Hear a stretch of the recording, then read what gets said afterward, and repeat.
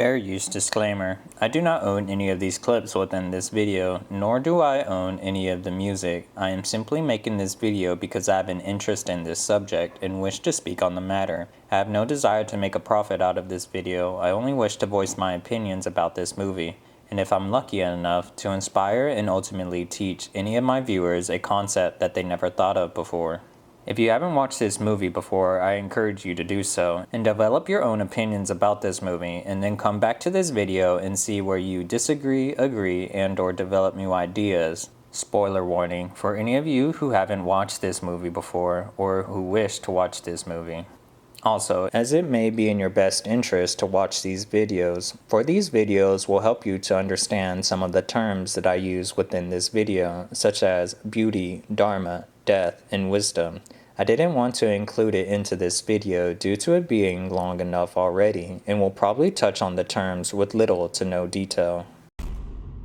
Before making this video, I have seen many videos that have openly criticized Avatar, and when I watch these videos, I see it come from a place of misunderstanding, or even the blind hatred of this film, due to its perceived simplicity of how they tackle such heavy subject matters. And to be honest, I don't blame them, for I find it easy to punch up given that no one is willing to challenge a person's criticism towards a film that has garnered such a massive financial success. In short, it's easy to attack a billionaire given that many people cannot relate to their human experience and ultimately their problems. This allows the critic to disregard their message regardless if it is true or not, but I think I'm getting ahead of myself. For now, let's go back to the crux of my video analysis, or better yet, what truly inspired me to make this video. A YouTube video by the name of Avatar vs. Princess Mononoke, How to Have a Message, made by the creator of Pilgrim Pass, is actually what inspired me to make this video. Now, to be clear, I am not making a video that goes directly against this content creator, nor am I saying that everything that he says is wrong. In fact, I encourage you to watch his video and develop your own thoughts, as he makes excellent points regarding both films.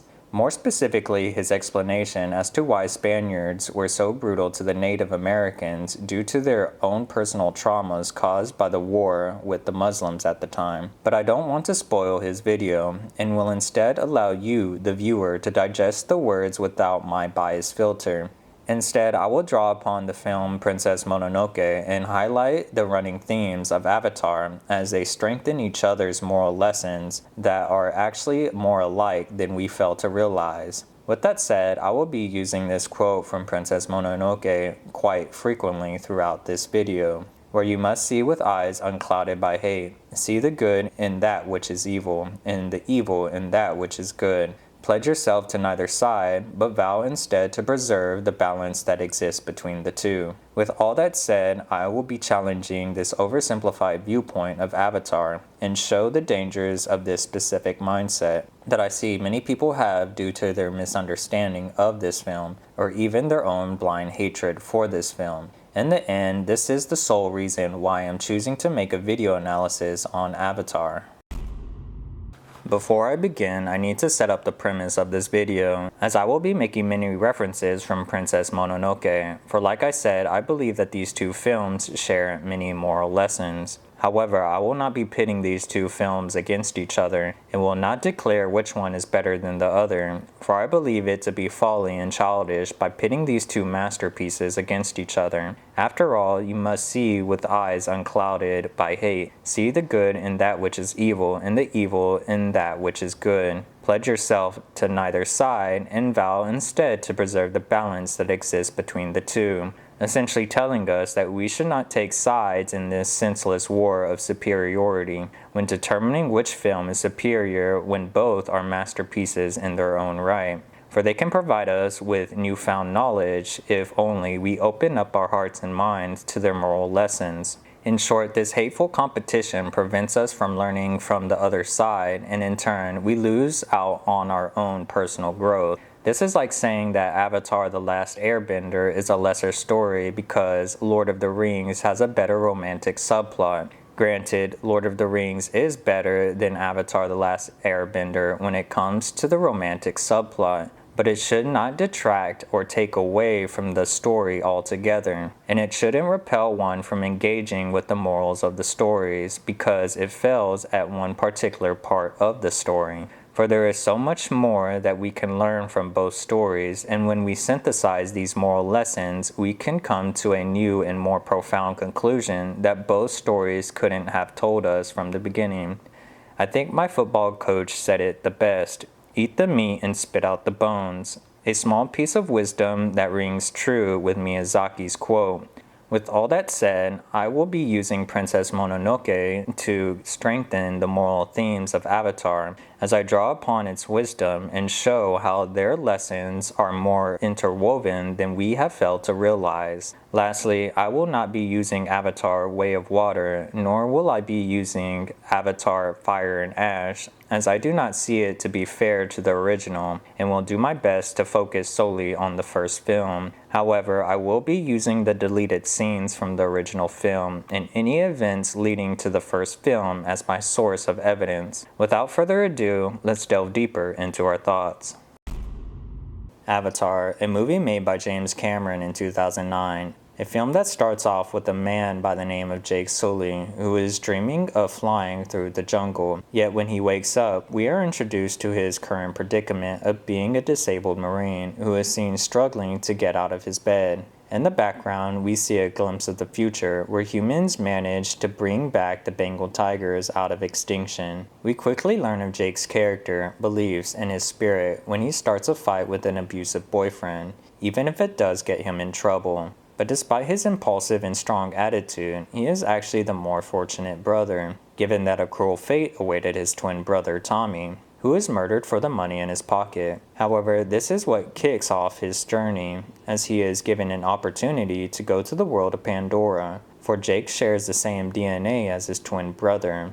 This is what allows the RDA to use the avatar that they already spent billions of dollars developing. As a result, Jake finds himself in a new world with new rules, so to speak, and meets his commanding officer, Colonel Miles Quaritch. Immediately, Quaritch recognizes a fellow Marine and decides to befriend him out of a deep sense of loyalty, but also because he plays a vital role in his main mission. In fact, he is upfront about his expectations for Jake as he tells him what he wants from him. In return, he will see to it that he gets his legs back, despite the fact that humanity has the technology to heal his broken spine. Yet he doesn't have to wait, for when he connects to his avatar, he immediately gets his legs back, so to speak, and without thinking, he uses them to escape the lab where he meets Grace in her avatar. Despite Jake not being the scientist that Tommy was, Grace reluctantly takes him on her ventures into the jungle. But before they go deep into the jungle, she makes a small stop, that being her abandoned school, where Jake quickly learns on the history of this place by observing the gunshots on the board.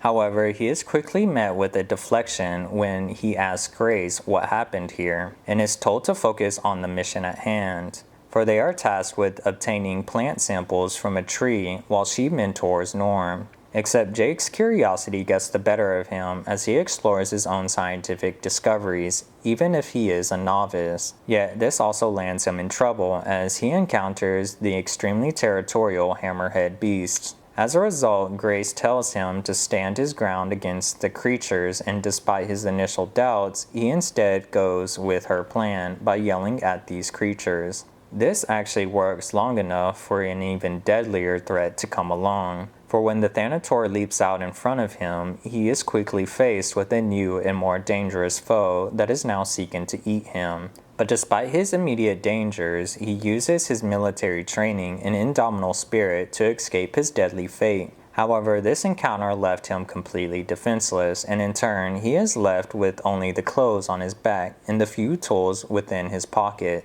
As a result, he is forced to survive in this hostile and alien environment, where he is immediately seen by Neytiri, who initially wants to kill him due to him being a human. Yet she is stopped by a sacred seed from her god as it convinces her to spare him, and in turn she is immediately intrigued by Jake, so much so that she follows him, and despite her initial thoughts of him, she is actually the one who protects him from the animals seeking to eat him. This has Jake immediately gravitating towards her, not just because of her skills as a warrior, but for her willingness to put herself in harm's way, even for a stranger. And even though Neytiri does not agree with her actions, she admits that she admires his strong heart. Yet when he follows her, she is still repulsed by him for simply being a human in his childlike mind when it comes to her world. Except it isn't until he becomes enveloped by the sacred seeds that she is now willing to help him by taking him to her home so that she can inform her clan of what transpired.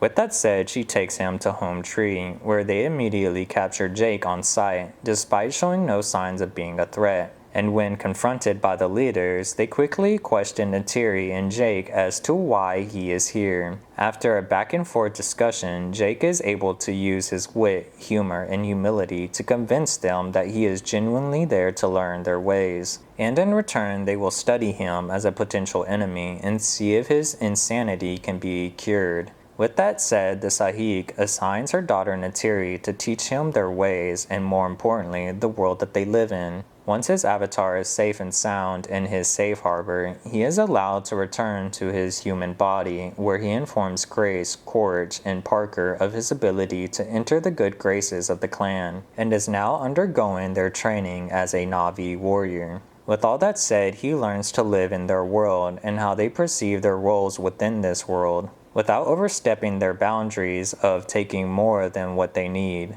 Except he still has to report to his superiors, that being Corge and Parker. This catches the attention of Grace, who then physically separates them by taking Jake deep into the Hallelujah Mountains, where Corge and Parker cannot reach him. All is well for both Grace and Jake, as she is able to return to the Na'vi people while Jake is successful in his first hunt. This allows him to go through the rite of passage by scaling the floating mountains that will test his courage, willpower, and understanding, and will lead to a culminating event where he will be tasked with making the connection to the Banshee that will seek to try to kill him. After a tough and grueling battle, he is able to make the connection, or rather, the Suhelu. And when he succeeds, he gets to fulfill his dream of flying in the jungle. His passion for flying ultimately deepens his bond between him and Neytiri, so much so that they fly carelessly in the sky together, but are quickly reminded of the dangers of the world when they are hunted down by Taruk, yet with their skill and intelligence they are able to escape his deadly talons. Soon after this encounter, Jake learns of Taruk Maktub,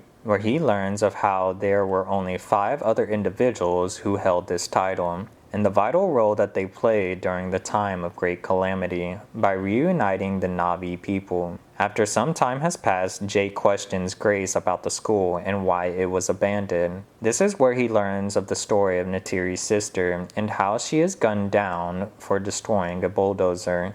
Not long after this conversation, Neytiri decides to show him the Tree of Voices and where they hear the voices of the past.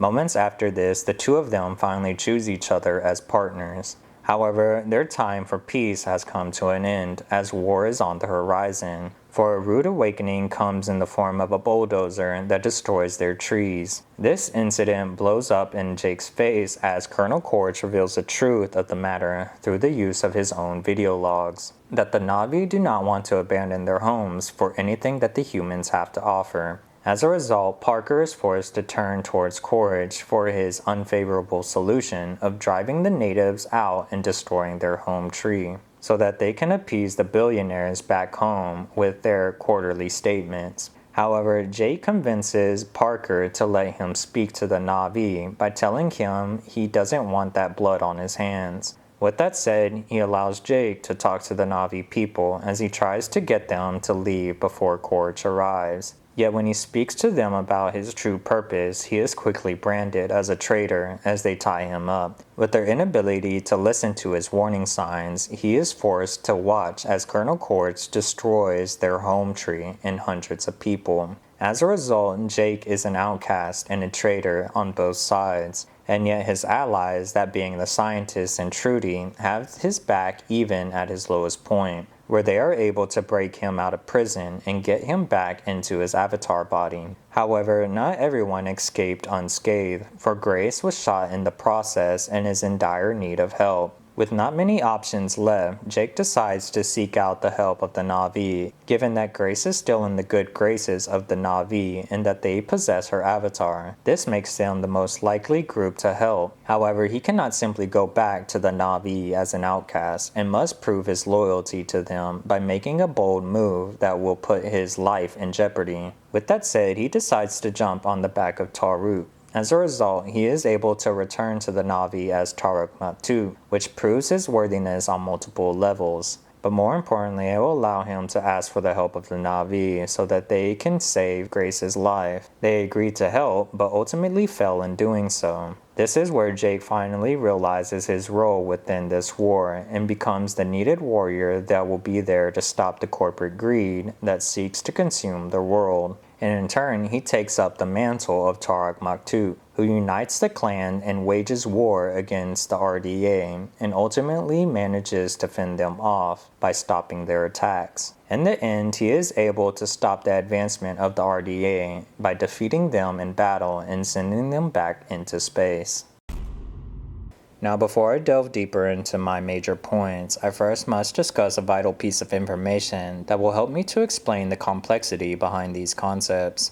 I know throughout my other videos that I have made bold claims in regards to my statements being a bit of a stretch and that I'm making something out of nothing due to it not being that deep, all because of the filmmakers not intending to make the story that deep or complex. However, I would argue that just because the filmmaker did not intend the film to be that deep does not make it so, and that their subconscious helped them to produce a piece of art that is far more complex than what they perceived it to be, as it gives way to a deeper meaning that draws upon beauty and truth. Let me explain with a simple example. Let's look at painters who are capable of drawing 3D objects onto a flat canvas that is 2D. This forces the painter to understand vector spaces, bases, and transformations, so that they can make an accurate depiction of what actually exists in the physical world. However, it's safe to say that most, if not all, painters have not taken a linear algebra class that discusses the complexity of these subject matters, that being vector spaces, bases, and transformations. In short, a painter does not need to take a linear algebra class in order to apply these concepts to their artwork, so that they can produce a piece of art that is beautiful and true. And they are able to do so due to their subconscious telling them that this is how it should look based on their own personal experiences. And just like the painter, a storyteller uses a similar method, where instead of using vector spaces, bases, and transformations, they use reason, logic, symbolism, and human behavior to dictate the flow of the story. This means that the filmmaker may be unaware as to how or why they choose to make a certain decision, and yet they choose to make this certain decision as they recognize a certain pattern within their lives that highlights consistencies and maybe even truths that they then incorporate into their stories. And if you were to ask me who is a master at this, I would say that James Cameron is, given that his ability to use this artistic method can be easily seen throughout his most beloved films. For instance, let's take a look at the movie The Terminator, where he came up with the idea due to a nightmare that was induced by another movie, where he dreamt of an unstoppable entity hunting him down, and this nightmare fuel was induced by his failures when he made the movie Piranhas 2, where he not only failed in terms of making a good movie, but was broke, starving, restrained by his producers, and was a failed director. Yet he used his experience to craft a thrilling action movie that later on became The Terminator and would be the movie that launched his career. However, this is but one example, for he has openly admitted that his decision to make the Na'vi blue was not his intentions for being a reference to the Hindu avatars, and yet he also agrees with this conclusion made by many of the fans. Yet he is not the only director that does this. In fact, Miyazaki is seen using this same artistic method on multiple occasions, and is even stated that he does not use a traditional script or a rigid plot to craft his stories, but rather he uses a handful of frames that he has drawn to understand the plot just enough for his story to flow through him, so to speak. This quote by him exemplifies what I am saying. It's not me who makes the film makes itself, and I have no choice but to follow. And we can see this throughout his career. Let's take a look at Ponyo, for instance, which is quite similar to that of The Little Mermaid. Both main characters fall in love with the idea of being human and have a love interest that fuels their desires. Both stories have a father that wishes to keep their daughters safe, even if it means stunting their growth. And well, the most obvious being the fascinating world of the sea.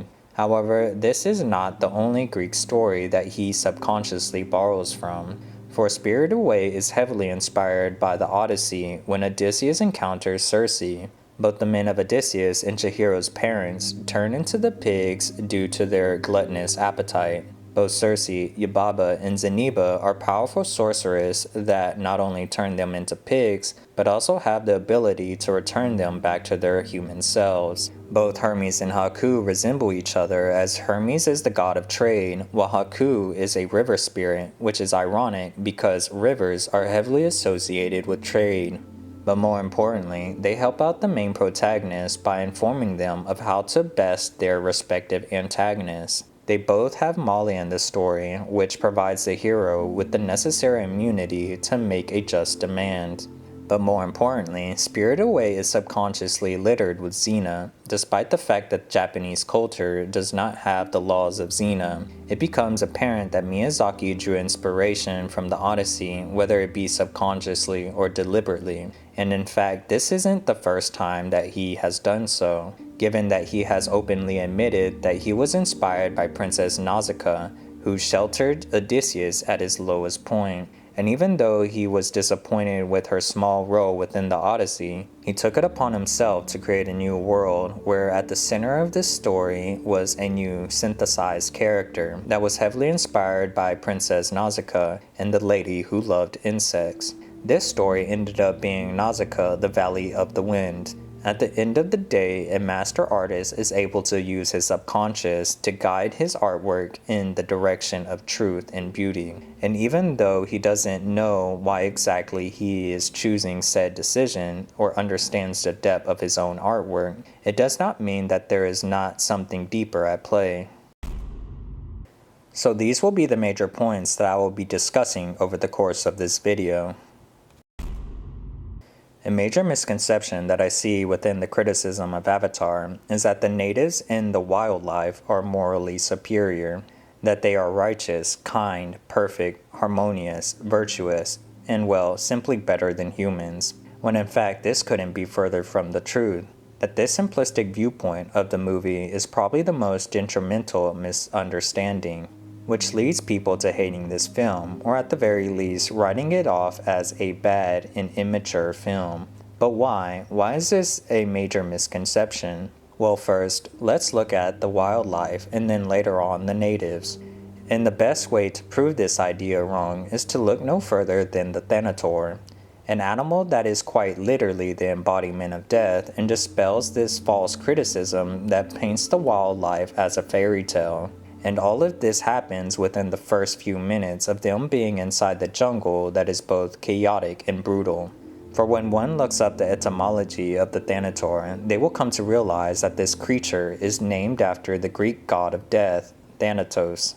This utterly destroys this concept that this wildlife is anything but friendly, for it is actively trying to kill Jake when he enters this so-called wonderland of peace. In fact, the animals of Pandora prove that this place is no more than a vibrant Darwinism nightmare where everything is trying to kill you, whether it be the viper wolves, the hammer titanothere, the banshees, the Thanator, and even Toruk. And this idea that the Na'vi people are automatically immune to this savage land is quite silly and dishonest, given that the film openly demonstrates the dangers of the jungle and can be seen throughout the film. The hammerhead beasts that were extremely territorial and violent, for it's not as if they politely asked Jake to leave their premises, but were instead ready to kill him for simply existing within their space. Or perhaps let's look at the viper wolves and when Neytiri saves Jake, for she did not simply converse with the animals and tell them to kindly leave him alone because she's in tune with nature. No, she actively killed them because she knew that death was necessary in order to fend them off and ultimately save his life. A harsh reality that is anything but childish. Or when she tells Jake of the actual dangers of these banshees, more specifically the one who will actively seek out to kill him and will not simply allow him to ride him as if they were best friends. It isn't until Jake makes the connection that they are allowed to link up their minds with one another. But even then, the Banshee is somewhat reluctant and wild as they both struggle to fly together. And lastly, let's not forget about Taruk, who pops up in the middle of the film to remind Jake and the audience that this world will never be tamed, that there will always be danger lurking around every corner, and that nature will not relinquish its primitive side. This is why the Deus Ex Machina at the end of the film doesn't seem out of place, given that the hammerhead beast and the banshees are already established as territorial animals. So it should come as no surprise that they do not take kindly to intruders and will attack them on sight, regardless of Awa commanding them to do so or not. It makes perfect sense for them to behave in this manner. This is like attacking a hornet's nest and expecting them not to fight back. In fact, this only time that this fairy tale idea comes into fruition is near the end of the film, where Neytiri teams up with the Thanator, and to be honest, it is quite unreasonable for this to play out the way that it did. But from an artistic standpoint, I can see why James Cameron chose to go with this choice, given that it looks cool despite being highly impractical and off-putting. However, if I was to pair these two together, I would have made the encounter more practical, where instead of the Thanator simply allowing Neytiri to mount her, I would have put the Thanator in a desperate situation where it needed her help. For instance, being tangled up by the debris of the battlefield, which would ultimately allow her to mount the beast safely and in turn make the connection while freeing the beast. However, I also understand from a budget perspective that this would also cost more money in the long run, and so I completely understand why James Cameron chose to make this encounter far less expensive, but at the cost of making it less believable. Now, it's important to note that these animals do not attack their prey out of malice or hatred, but simply are aggressive out of their own need to survive. This makes them amoral, and in turn neutral when it comes to morality. However, this does not apply to the Na'vi, who are sentient beings who possess a conscience, agency, and reasoning, which allows them to have morality. This is why sentient beings with morality should not behave as animals. This includes humans acting as an all-consuming locust that devours everything within their sights, and is how they can resemble greed. In fact, there is a specific fallacy that advocates for us humans to not participate in this vile behavior, even if it is found in nature. That being the appeal to nature fallacy. Just because something is natural does not mean that it is good. And just because something is unnatural does not mean that it is bad. Let's not forget that forceful reproduction can be seen in dolphins, infanticide can be seen in lions, and cannibalization can be seen in king cobras. But this does not mean that this is good, or that we are excused to participate in this type of behavior, whether it be forceful reproduction, infanticide, cannibalization, or even greedy behavior. This doesn't mean that humans are better than animals, it means that humans are held to a higher standard. Why? Because we are given logic, reason, agency, and morality, something that other animals do not possess. Therefore, animals are amoral, while humans and Na'vi are immoral or moral creatures. The comparison of moral superiority between an animal and a human is like comparing a baby to an adult human whenever it comes to understanding the rules of chess. One understands the rules while the other does not. Therefore, the baby cannot be labeled as a cheater when he decides to chew and throw a game piece. The same logic can be applied to animals who do not understand morality and therefore cannot violate what is right or wrong. This is why we should not convict animals for committing crimes that they do not even understand. It is a folly, immoral, and impractical. We should not blame or condemn a scorpion for stinging us. It is in their nature to act this way due to their inability to combat their nature. Yet just like the adults who understand the rules of chess, So too do humans who possess the wisdom to make moral decisions, and is why we are held to a higher standard. And in the world of Avatar, the majority of the animals are amoral by design and simply act out of impulse alone, while the Na'vi are moral beings who are moral and immoral due to their consciousness. And to say that their morality is superior to humans is a deeply flawed and misunderstood statement. Let's not forget that the Na'vi people are just as susceptible to prejudice, wrath, fear, pride, and even hatred. When we first meet Neytiri, we see this firsthand. A person who is willing to kill Jake on sight, not out of self-preservation or the need to eat, but out of her own prejudice due to her own personal experience dealing with humans. Despite her experience being valid, her conclusion of all humans is deeply flawed, and yet she does not care. This would be like if I had a bad experience with a group of Mexicans who wronged me by jumping me and stealing my money.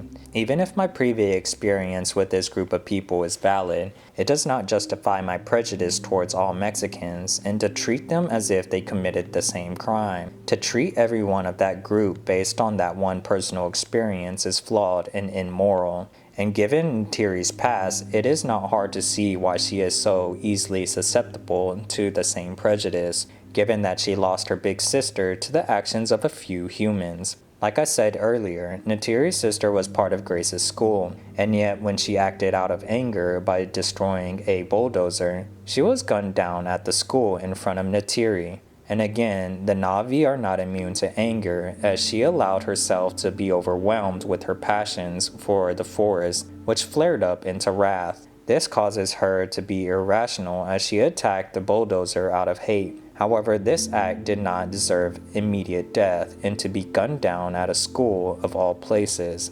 As a result, this develops into a xenophobic attitude towards humans, which ultimately stunts her growth. In fact, the only reason why she gave Jake a chance is because her deity commanded her to care about him on multiple occasions. This shows just how flawed the Na'vi can be and highlights the fact that they are not morally superior to humans. However, this is but one instance, and we can see this sense of pride exposed when Jake tells them to leave Home Tree. For if they decide to stay, the Sky People will burn their home to a cinder. And yet, when they learn of this, they do not heed his warning, and instead they believe they know better than him. This causes them to stay behind and defend their home against a superior threat that will utterly destroy their homes and many of their people.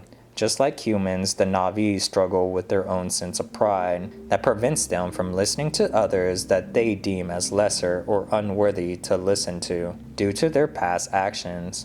And just like humans, they too fall prey to fear. This is explicitly vocalized by Neytiri when Jake returns to them as Toruk Maktu and tells him that I was afraid, Jake, for my people. This alone breaks down the illusion that they are this fearless group of people. And we can even see this when they fear for their lives during the fall of Home Tree. And to quote Yoda, fear leads to anger leads to hate, and hate leads to suffering. This becomes their ultimate flaw, that being hate, which prevents them from seeing the humanity within their enemies, despite the fact that Jake proves them wrong on multiple occasions, that humans are capable of being good.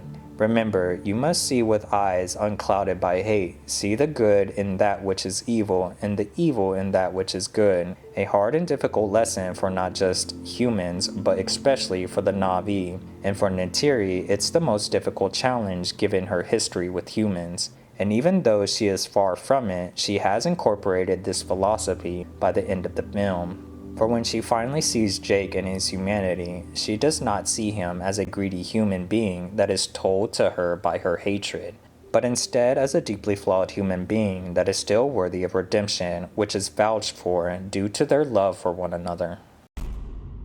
This brings me to my next major point, and is the biggest misconception of the film, and is probably why people misunderstand the moral of the story, that being greed, the true evil behind this film. Greed being the inherent evil that causes individuals to partake in immorality in favor of materialistic gain, to consume the world around them until finally there is nothing left, and in turn destroy the very world that sustains them. This moral is littered throughout the film, and yet people seem to misunderstand and oversimplify the moral of the story by saying technology is bad, colonialism is bad, or humans are bad. When again, this couldn't be further from the truth. And in fact, the moral lesson is even stated at the very beginning of the film, that greed is a self-destructive vice, and we learn of this lesson when we hear about the death of Tommy. After all, his death was not caused by technology, colonialism, or even humanity. He died because of one's greed to obtain his money within his wallet. This alone shows the devastating effects of greed, as it causes people to disregard human life over materialistic gain. A truly tragic outcome, given that a human life is infinitely more valuable than the money within someone's pocket. Even from a strictly scientific point of view, this remains true, given that you as a person are psychologically and genetically unique when compared to a fictitious currency that gets duplicated every day.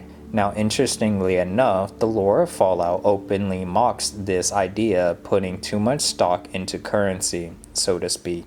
That being bottle caps as their post-apocalyptic currency. For when the nukes went off, the use of pre-war money became utterly useless due to society and the government collapsing. However, the existence of a new currency would emerge when the water merchants of the hub declared that one bottle cap could be traded for one standard measurement of water. And given that fresh water is the most valuable resource on Earth, especially in the Fallout universe, everyone agreed to this new currency.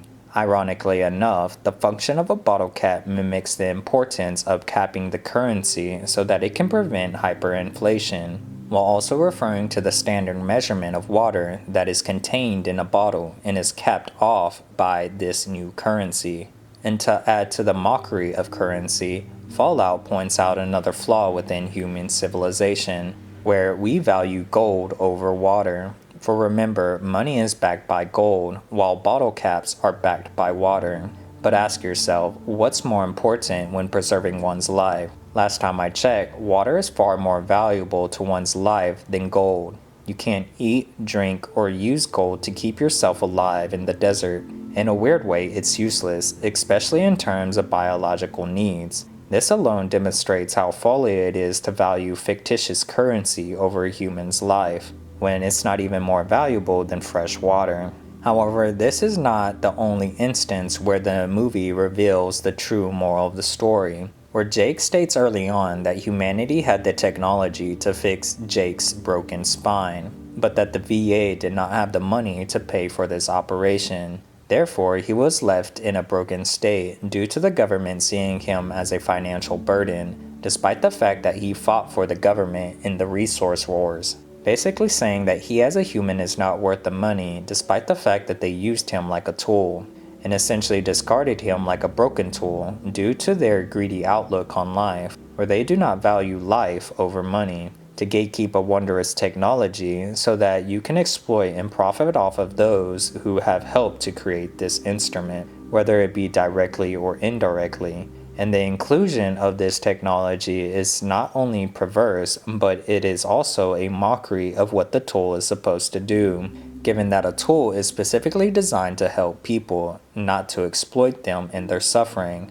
while you use it as a bribe to persuade one to act immorally. A truly twisted way of thinking, given that money may be important for a civilization, but when left unchecked, it can also cause people to abandon their morality, thus reducing them to their animalistic behavior and mocking the whole idea of a civilization. A true dystopian world where money and monetary gain is more important than human lives. In a healthy society, money is used as a secondary tool that is used to help humans keep track of trade, so that they can develop better infrastructures, technology, and understanding. And all of this is done in pursuit of making our lives better. But in a greedy dystopia, that relationship is completely flipped on its head, where human beings become the secondary tool that is used to grow money and pursue ultimate profit. The film even gives a subtle hint when Grace declares that the Lorax is her favorite book, a book that explicitly explores the dangers of greed, not the industrial complex like most people believe it to be. when the main character Onceler created a product by the name of the Need, a silk-like garment that is produced from the truffle tree. Yet making this garment did not necessarily kill the tree, as it only used the troughs at the top of the tree to produce this garment. This alone shows that the Onceler was not a bad guy and was an honest man who just wanted to make a product and would make life easier. It wasn't until the money started rolling in that he got a taste for greed and felt the need to make more of the Need.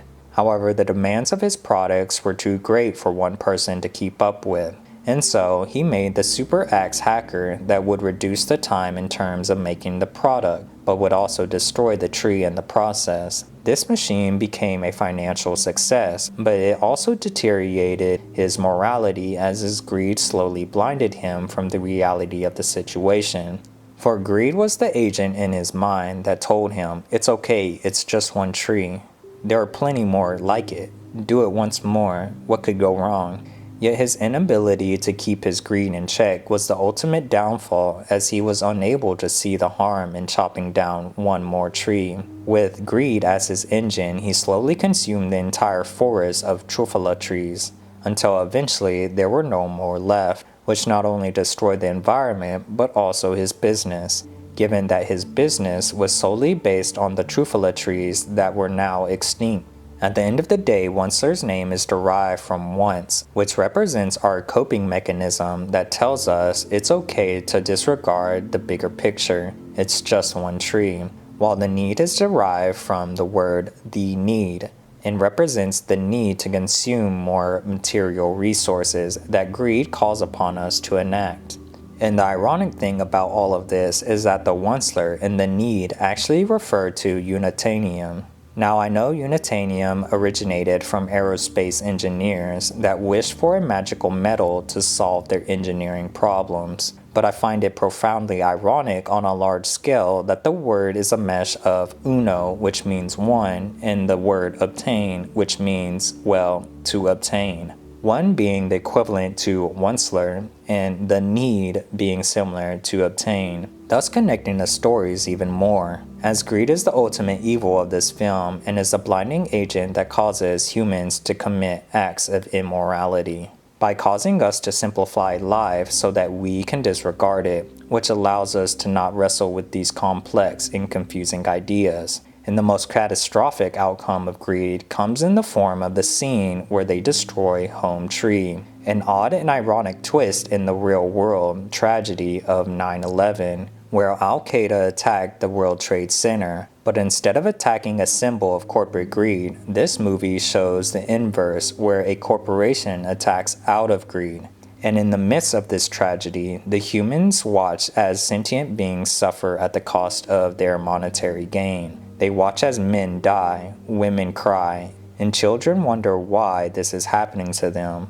All things we as humans can empathize with, even when greed has tricked us into doing something immoral. For why should we give up our morality for materialistic gain? It's a false trade. When we die, we will not take the money in our bank account, the house that we have invested in, the clothes on our back, or even our own bodies. So why would we trade our actions that echo throughout eternity in exchange for a false trade of possessions that we will not take with us when we die? They are essentially ephemeral. It makes no sense, given that our actions shape the future for the next generation, and in turn are infinitely more valuable than the material world that will fade away in time and are finite by nature. It's a false trade that tricks us and blinds us into not realizing what truly matters, and thus causing us to act immorally. For why would you enslave another human being where you will gain a profit out of their suffering, thus being a financial benefit?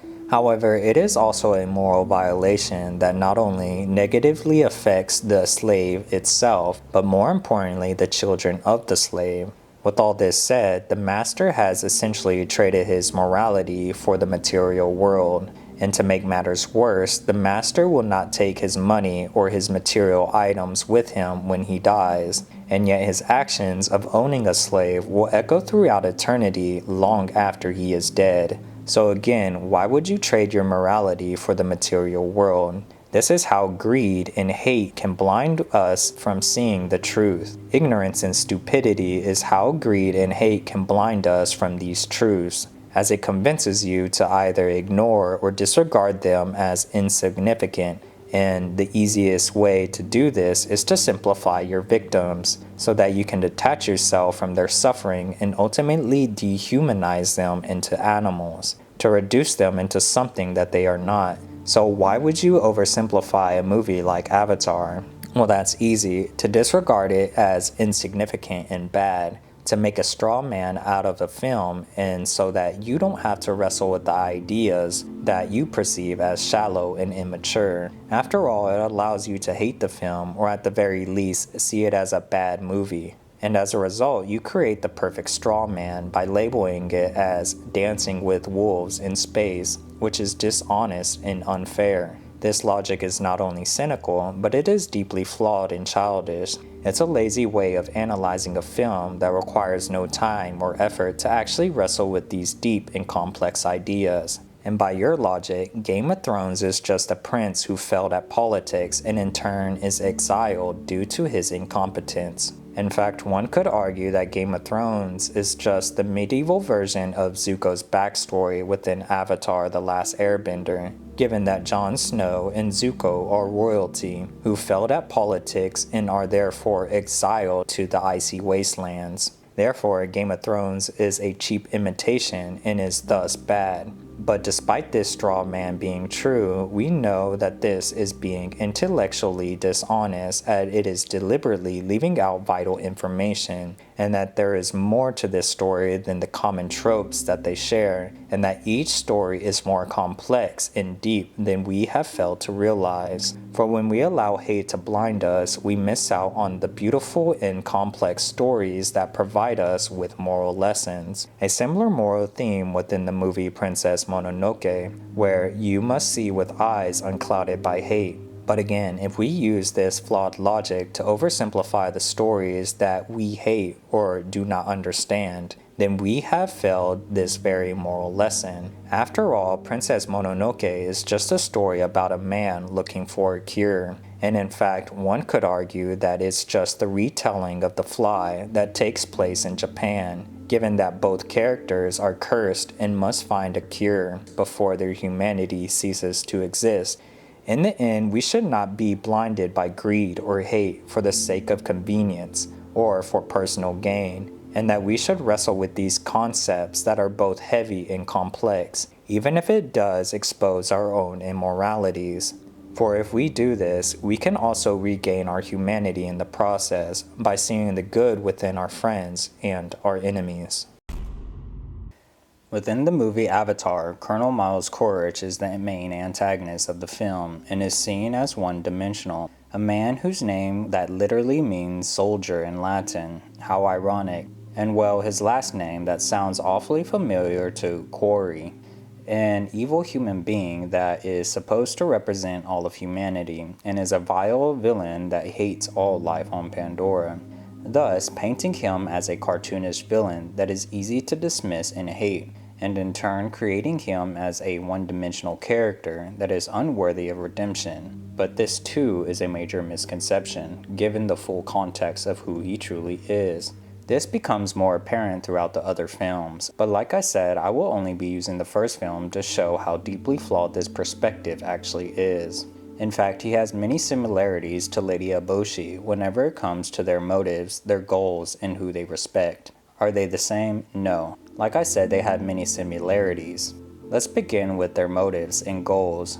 We know that his personal mission is to keep his men and women safe to the best of his ability, despite the fact that he knows he will not succeed. And yet his main mission is to get the natives to leave Home Tree, whether it be through diplomacy or through force. This is why he is so open to diplomacy, given that it will not only accomplish the main mission, but it would also accomplish his personal mission of keeping everyone alive. These same motives can be seen within Lady Eboshi, given that her personal mission is to keep all of her men and women safe from the outside world, whether it be from other humans or spirits of the forest. Yet her main mission is to keep Irontown operational by continuing to mine the iron ore from the mountains. just like the main facility of Pandora that needs unobtainium to keep it operational. And the only way that she can ensure money flow is to gain political independence and permanent safety by retrieving the head of the forest spirit so that she can get in the good graces of the emperor.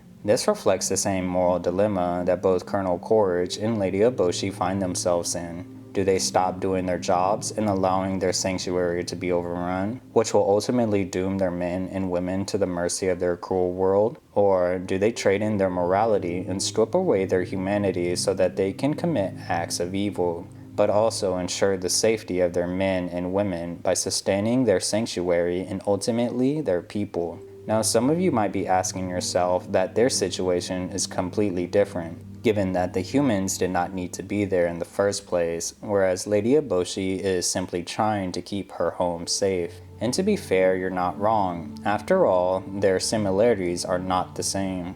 However, it's a bit more complex with Colonel Courage, given that he is an invader, but again, in doing this for the sake of humanity and not out of hate for the Na'vi. Let's not forget that Earth is dying as it is suffering from an energy crisis and will cease to exist if he fails to continue. He knows this given that he fought in the resource wars and knows the severity of the situation. That human civilization is in dire need of energy and will collapse on itself if the shipments stop coming in. So in a weird way, unobtainium is sustaining Earth and humanity and is essentially a lifeline for all that he is fighting for. This is why he is so fierce when it comes to keeping humanity alive, even at the cost of his own morality. But more importantly, he knows that the progress on Pandora will continue with or without him, for he is simply just another cog in the gears of war. So with that in mind, he decides to stay so that he can actively shape the future of humanity, while also ensuring that humanity has a person that will continue to fight till his last dying breath. However, this is not the only reason why he chooses to stay, despite having the money to go back home. In fact, he tells Jake that he rather likes his scar, as it reminds him what is out there, as it essentially makes him feel alive while being on Pandora, which is truly tragic given his military history back on Earth, and probably sees it as a true hellhole that is littered with bureaucrats in corporate suits that wage senseless wars. And just because you see a place as a hellhole does not mean that you completely give up hope for those back home. In fact, it gives you a reason to fight even harder, so that you can pull your loved ones out of that war zone. This can be seen in the real world where refugees leave their war-torn countries and have no desire to go back home, but will continue to fight so that they can pull their families out of the chaos.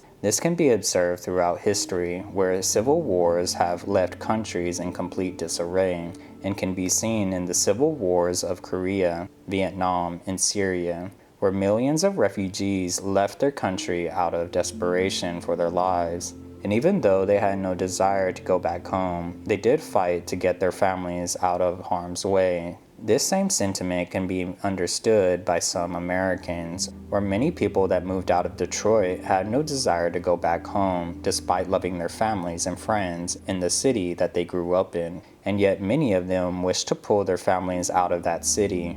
As a result, Colonel Courage shares this same sentiment and will not give up on his fellow Marines as he seeks to produce a solution, even at the cost of his own morality. As for the wildlife of Pandora, he actually admires the wildlife, more so than the scientists and the corporate bureaucrats, given that he sees them as spineless and soft, while the animals of Pandora are anything but that, and quite honestly reflect his resilient spirit as they fight for the need to survive. In short, he respects the wildlife of Pandora more so than his fellow humans that are playing anthropologists and real estate agents while their home is collapsing. Now, his admiration for the animals of Pandora might seem odd at first, for how can a person respect something that he dislikes? Well, let's look at a cockroach, who many people dislike due to their appearance, their negative association, and overall disdain. And yet, it would be foolish not to respect an organism that has been around for millions of years, is resilient even when decapitated, and is able to survive in harsh conditions such as radiation. Also, it's important to note that true respect is knowing the boundaries and limitations of said entity. Sort of like how I should respect the capabilities of a viper and therefore I should respect its space by not taunting the snake with my face. This is why he respects Pandora even though he does not like the wildlife. It's because he understands what it means to survive in a harsh environment and can respect an organism that has the same resilient spirit that he possesses.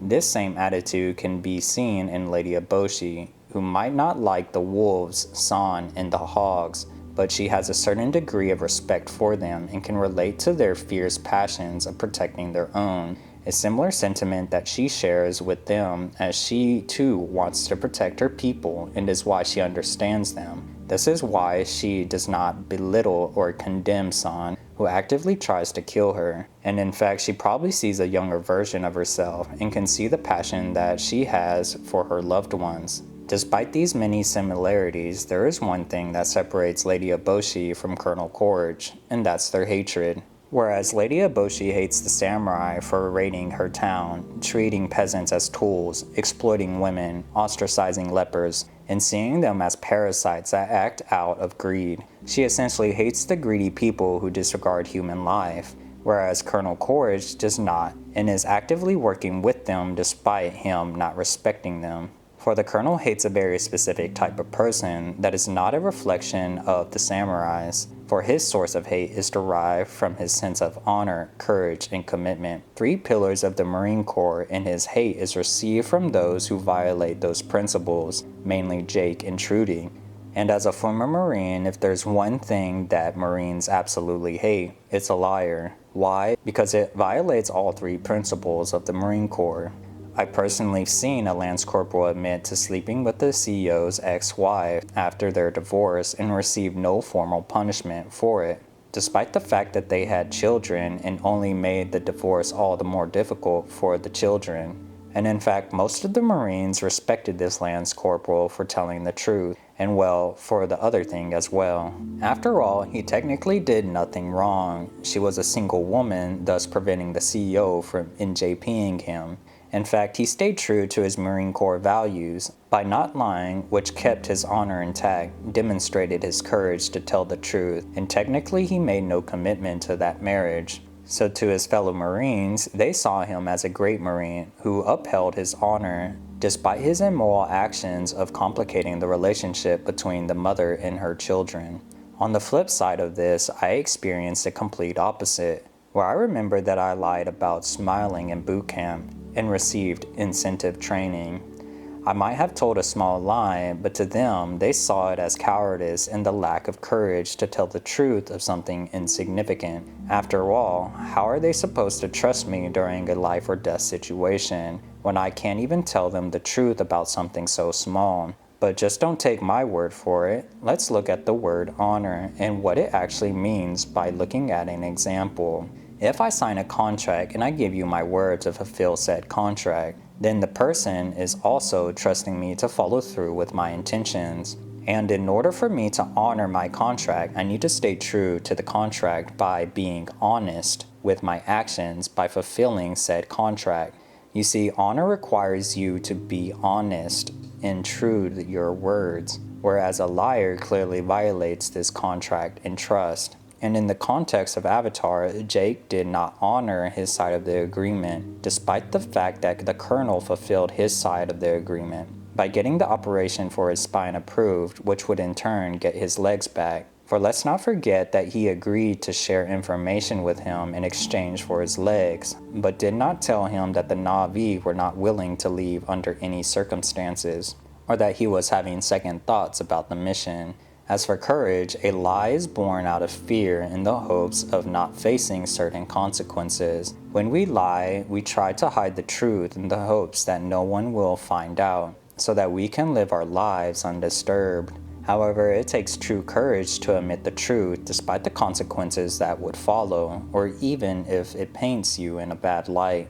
And again, Jake is seen lying throughout the film as he wishes to hide the truth, that there is no peaceful resolution, and he does this so that he can stay in the good graces of both his people and the Na'vi, to continue living in a lie so that he can live in Pandora while keeping the humans at bay without actually fighting them. and if he tells the truth, then he will be seen as a traitor to the Na'vi, thus tarnishing his reputation and his access to live among them. As for the humans, they will see him as a liability for having second thoughts and will end in his return to Earth, a place that he fears going back to as he sees it as a place of death and suffering. And lastly, a liar violates commitment. This is probably the most obvious of the three, given that commitment requires one to remain true to their word by fulfilling their promise with their actions. And a liar is, well, the complete opposite of upholding the truth, as they see to deviate from the truth. If a man makes a commitment to a woman and then later on violates his promise by cheating on her, then he is considered a liar through his words and actions. It's pretty straightforward, really. And let's not forget that Jake made a commitment to the Avatar program, but was not staying true to his promise, as he actively hid vital information from the RDA, which funded his life with the Na'vi. As a result, he becomes a liar that violated his commitment to the cause. This is why Marines hate liars, for how are they able to trust them with their lives if they can't even tell the truth? If there's one piece of advice I would give to any junior Marine or any person wishing to join the Marine Corps, it is to tell the truth. Sure, the consequences may follow, but at least they'll respect your courage for telling the truth with honor as you stay committed to the Corps. Something that they might not like at the time, but will almost instantly respect you and will even admire your ability to stay true to the Marine Corps. This is why he has a deep-seated hatred for Jake and Trudy, who he sees as liars that violated a sacred code of trust. Not to mention that he sees them as traitors to the human race, which again is the sole reason why they are even there in the first place. It's to save humanity, not the aliens. Now, is this a warped sense of beliefs? Maybe, but this is how Marines think, and even though their reasoning is just, it can also be easily twisted and redirected as their rigid beliefs instruct them to commit acts of immorality. Unyielding loyalty may sound good at first, but this mindset can lead one's pride into not allowing them to see the world that is far more complicated than they wish it to be. Loyalty is only good when you commit yourself to a virtuous cause, and the same is true for the opposite. For if one commits their loyalty to vice, then they will become their own jailers, and in turn force themselves to commit acts of evil out of pride, regardless of what their heart is telling them that this is wrong. Technically, you could be loyal to the Nazi Party during the Holocaust, but this does not absolve you of your transgressions because you upheld honor, courage, and commitment. This is why it is paramount to couple honor, courage, and commitment with a virtuous purpose that is grounded in wisdom and morality, to look past your own hate and actually wrestle with the complexity that is humanity. And yet, just like Lady Eboshi, he is blinded by his hate and doesn't care or want to know the complexity behind a liar, to humanize them and ultimately understand them. Why? Because it makes it easier for him to disregard them as insignificant and ultimately kill them without feeling guilty. He even makes a joke as to why Jake betrayed him in the human race, saying that it was all for some tell, when there is more complexity as to why Jake betrayed the RDA. As a result, he is able to reduce his actions to a simple primitive desire, when that joke couldn't be further from the truth. But to him, this is how he can justify killing a fellow human and a fellow Marine. And throughout history, we have seen the same method of dehumanization and oversimplification.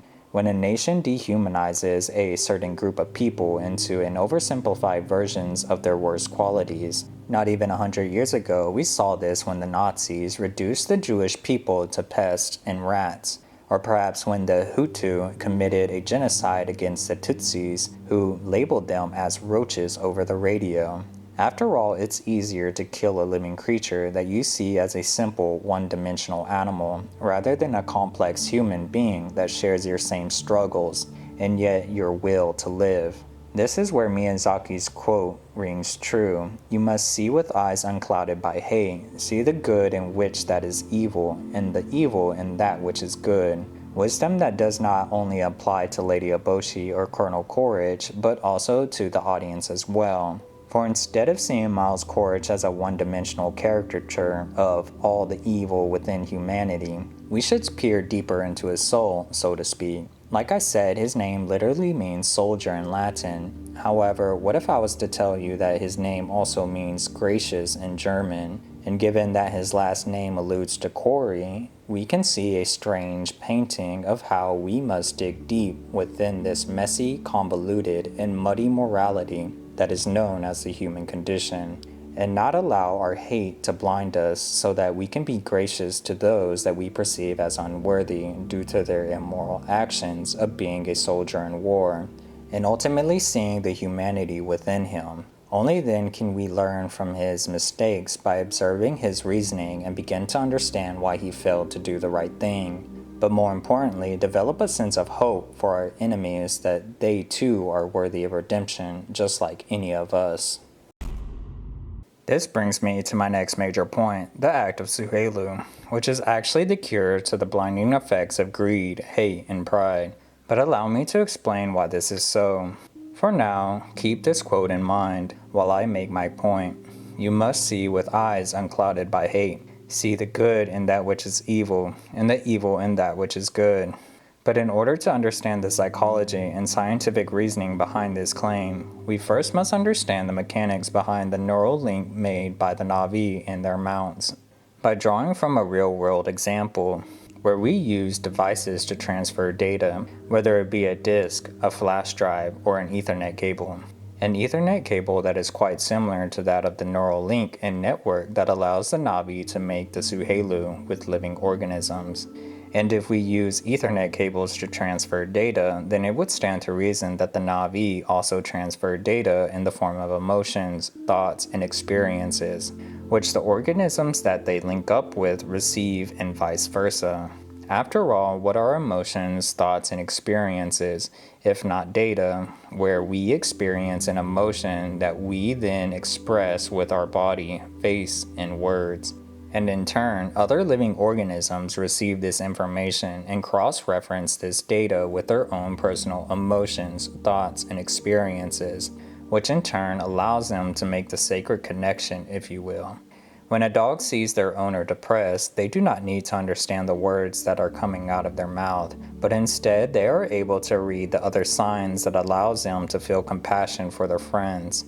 Now imagine this to the full extent, where you actually become part of the neural network and feel the exact same emotions that they are feeling. Well then, your empathy actually turns into an actual raw pain that both parties feel. Yet it doesn't end there, for the same could be said for your thoughts. As we document our thoughts in the form of conversations, books, scientific documents, videos, and art, which allows us to share our discoveries with one another by passing along data that we have acquired throughout our lives, thus allowing us to exchange ideas with one another. As a result, we are able to gain insight into each other's thoughts and the world around us on a fundamental level.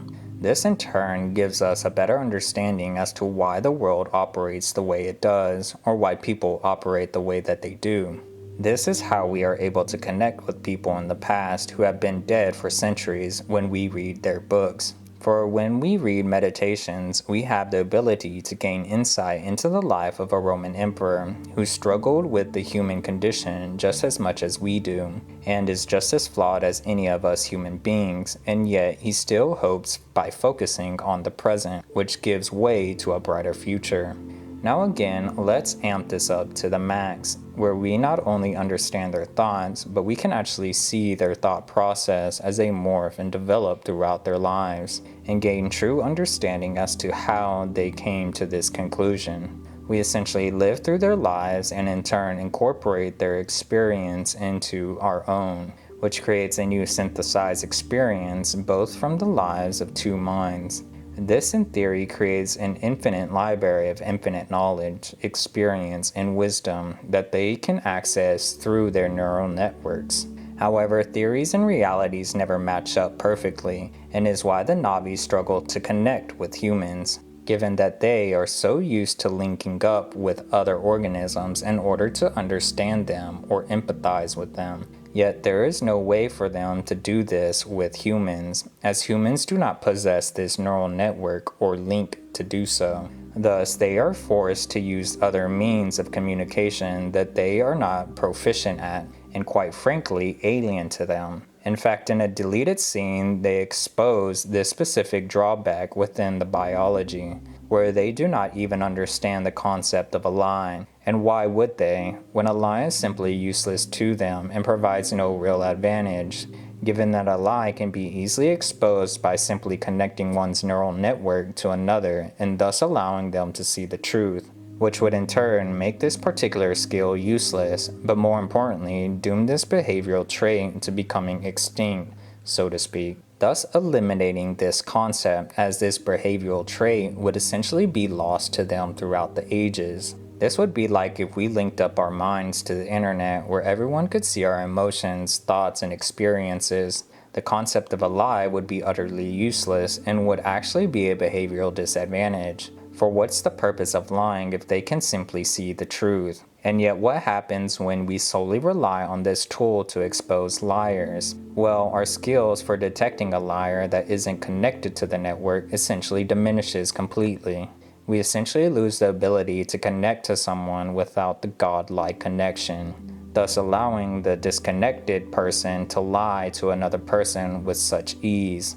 This is why the Na'vi struggle to understand the humans that have no neural networks to connect to, thus forcing them to connect to them on a spiritual level that is not physical. This is what makes Jake so special. It's ironic, really. The one who has the most neural damage is actually the most connected in terms of understanding one's emotions, thoughts, and experiences, and can be seen in the beginning of the film when he sees the woman in an abusive relationship and decides to do something about it, despite the fact that everyone is so disconnected from their own humanity that they simply do nothing about this injustice. Not only that, but he is able to connect to the others on a human level and can be seen near the end of the film when he convinces Parker, a man that many see as a total loss, due to his disconnect from his own humanity, and yet he is able to make a human connection with him when he convinces him to allow him to save the Na'vi before they destroy Home Tree, by telling him that he doesn't want the blood of innocent women and children on his hands, and can attest to this trauma by nodding to his own shameful past of fighting in the resource wars. Even Grace fails to make this connection and be empathetic towards others, as she even states in a deleted scene, "A scientist stays objective. We can't be ruled by our emotions," essentially telling Jake that she will shut off her humanity for the sake of science and to protect herself from the hardships of the human condition. As a result, Parker, Colonel Quaritch, and Grace are all blinded and thus disconnected from their own humanity. Parker is disconnected from his humanity due to the pressures of greed, while Colonel Quaritch is disconnected from his humanity due to his pride to save all humanity.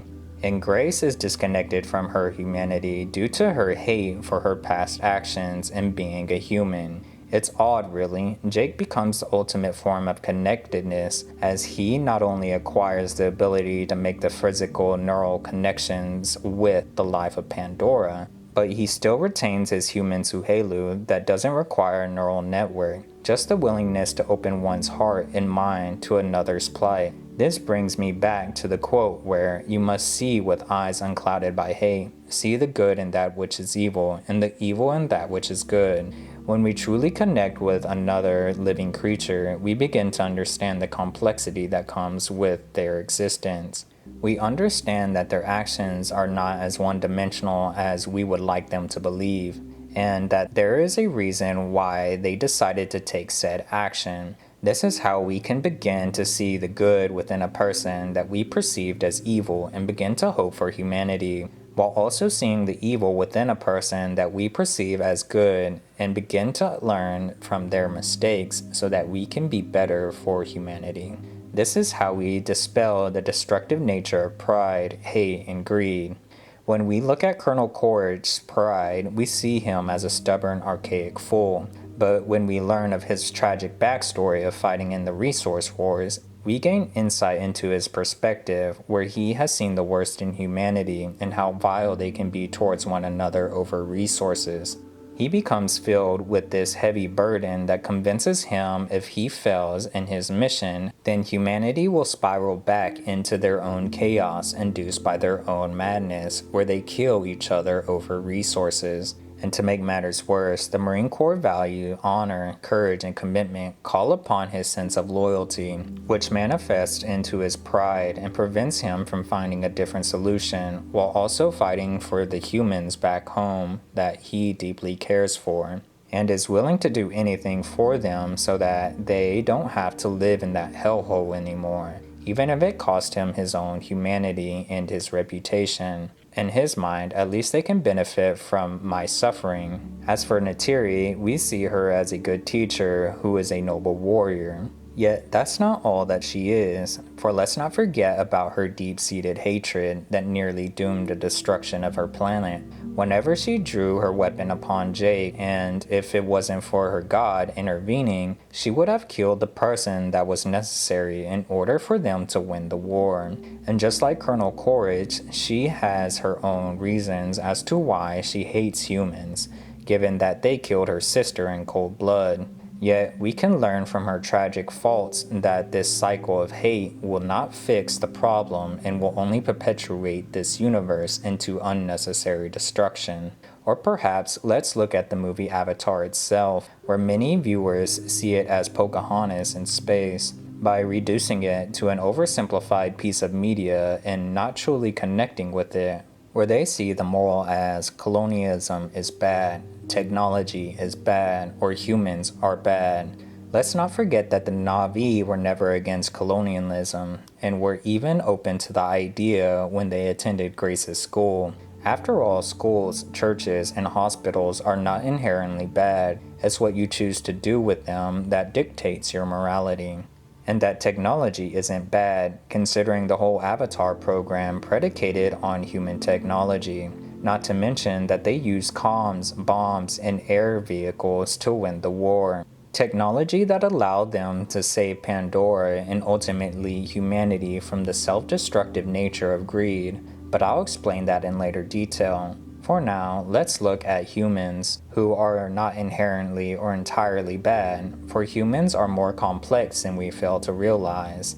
This is due to our internal war, that being the human condition, where we struggle to do the right thing, but when coupled with wisdom, we are capable of seeing the truth, which allows us to pursue virtue. At the end of the day, the morality of the story is about how greed can blind and trick one into doing immoral acts. Yet this doesn't have to be our fate, for we always possess the willpower to shape our lives, to make the connection, to open our hearts and minds and soul to another and wrestle with these hard and complex truths so that we can make this world a better place. Since I defended Colonel Courage, I feel like it's only right to defend Jake Sully with the same care and fairness. A common criticism that I see is that Jake is often labeled as a traitor to humanity who sided with the Na'vi over a woman. Yet this oversimplified viewpoint couldn't be further from the truth, as Jake is far more complex than this simple-minded perception. But before I delve deeper into why this is a lie, let's venture into the world of Princess Mononoke, and why pitting his character against Ashitaka in order to see who is the better protagonist is folly, given that both characters are fundamentally different, and yet both of these characters are vital in allowing humans to be introspective and provide a needed moral support that the other cannot provide. When we see Ashitaka, we see a nearly flawless man with very little mistakes, as he is able to overcome his vices, despite his curse mark which mirrors his human condition, and his ability to inflict his will onto others. In many ways, he mirrors Superman, who is an alien who has a good heart, and despite all his powers, he decides to dedicate his life to humanity. This is why Superman is a superhero, not because of his super strength, super speed, flying abilities, or his ability to shoot lasers from his eyes. It's his morality that makes him a superhero, not his powers. And this statement is further highlighted when we observe the antithesis, whether it be his injustice counterpart, Brightburn, Homelander, or Omni-Man. These characters truly highlight just how special Superman is. Both Ashitaka and Superman represent the shining examples of what we as humans should aspire to be. As for Jake, he is a broken Marine both physically, emotionally, and mentally, due to his past immoralities of fighting in the resource wars and his actions that he committed on Pandora. This makes him similar to Batman, who is broken both physically, emotionally, and mentally. For let's not forget that he would have killed the man who killed his parents if it wasn't for someone else beating him to the punch. Not to mention that he participated in criminal activity so that he could understand a criminal's mind while also training with a terrorist organization. Yet, when the time came, he learned from his mistakes and chose to serve true justice by following a path of virtue. Both Batman and Jake represent the broken state of humanity, but more importantly, show us that we are more than what we have become. Yet both character tropes are needed in order for us to be better. We need someone to look up to that calls upon us to be better, while also having a person that completely understands our failures as they stand beside us. Not one character is better than the other, for they serve two entirely different purposes. This is like comparing a compass to a mirror. The two objects are entirely different and serve a different function. A compass is used to guide people when they are lost and is vital, just like how Ashitaka can act as a guiding light that inspires us to be better, while a mirror is used to reflect upon yourself when you need to treat an injury, and is vital just like how we can see our own faults within Jake and learn from his mistakes. Now there is a character within Princess Mononoke that mirrors Jake almost perfectly, and is actually the character that embodies the moral lesson of the film. In fact, the movie is named after her. It's San, the Princess of Monsters, or rather, Princess Mononoke. Both Jake and San were abandoned by humanity, for they were seen as a burden. Both came to love their new world. Both sided with the world that was not their own. Both were seen as human traitors. Both fought to defend their homes.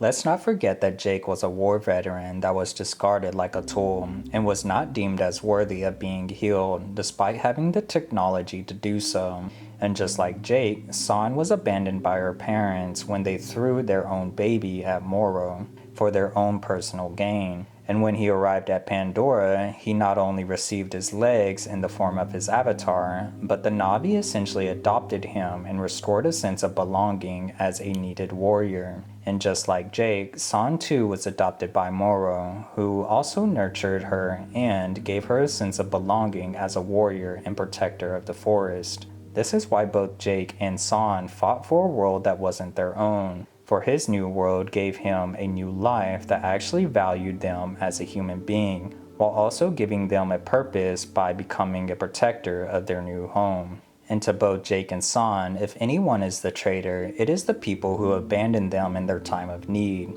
And to be fair, they're not wrong, but not in the sense of the human race, but rather in the sense of their morality. For when one betrays their morality in favor of profit or their own lives, they become the true traitors to humanity by being immoral. After all, is it not morally wrong to put profit over the suffering of humans and to discard them like used tools? Or for a parent to be a coward by sacrificing their children for the preservation of their own selves? If so, why would you want to serve a society that violates these morals? This is why they fiercely defend their new world that they love, against the very same world that made these transgressions towards them. Now, should they allow their hate to blind them? No, but it is understandable as to why they act the way that they do. And once we understand their reasoning, we can dispel this oversimplified statement that Jake betrayed the human race for some tell, when it goes much deeper than that. After all, Jake not only lost his legs to human greed, but also his twin brother Tommy, who was gunned down for the money in his wallet. And whether he knows it or not, this deepens his bond with any Na'vi who lost their loved ones to greed. More specifically, Neytiri, who lost her sister to a school shooting. But in an odd twist of fate, it was actually greed that restored order and morality back to humanity, thus becoming a weird paradox of events that led to the protection of humanity's own lifeline to redemption. Let me explain. We know that Tommy was a scientist who was destined to go to Pandora but was killed out of greed. Yet it was the same greed that convinced the RDA to hire his twin brother, that being Jake, who was not a scientist but rather a broken Marine who was clearly angry at human greed. And they did this because they already spent billions of dollars creating this specific avatar and were not willing to invest more money into another avatar from a different scientist. So, in their blinding state induced by their greed, they sent the one person that the Na'vi needed in order to win this war. For they didn't need another scientist, they needed a warrior who could fight a war and who shared the same trauma that they experienced at the hand of greed. Not just a human that would later on become Tarak Maktub and unite the clans, but also a person that could survive in the jungle by escaping the Thanator's attack and the Viper Wolf's assault. A person that could humbly ask for them to adopt him, given that the Na'vi were not interested in teaching any more scientists. But ironically enough, they were intrigued by a Marine dreamwalker, which convinced them to take him on as a student. For when the time came, his Marine Corps training paid dividends as it prepared him for the high-demand environment that required a strong body and mind, something that I imagine most scientists could not do. Yet they also needed someone that had the military know-how, especially when it came to fighting humans, and he proves this when he tells Max to stay behind, which proves to be useful given that he was able to inform Jake about the surprise attack that otherwise would have destroyed all his forces. But more importantly, he knew exactly how to defeat the humans by playing to their strengths and weaknesses. He may not be a perfect human being, but if we incorporate this quote to our hearts and minds, where you must see with eyes unclouded by hate, see the good in that which is evil, and the evil in that which is good, we can start to see the humanity within him and understand him on a human level, that Jake is far more complex than we give him credit for, and that's okay. For no human is perfect, and we need someone to relate to just as much as we need a shining example of human excellence. This brings me to my next major point, the Bengal tigers and what they allude to, that being Shiva, Vishnu, Jake, and of course his avatar. But before I explain this, I need to explain the connection between Shiva and the tiger. And in order to do this, I need to draw from Hindu mythology, where the tiger represents unbridled ambition, lust, and more importantly, greed. Now you'll have to excuse my pronunciation as I do not know how to say it correctly.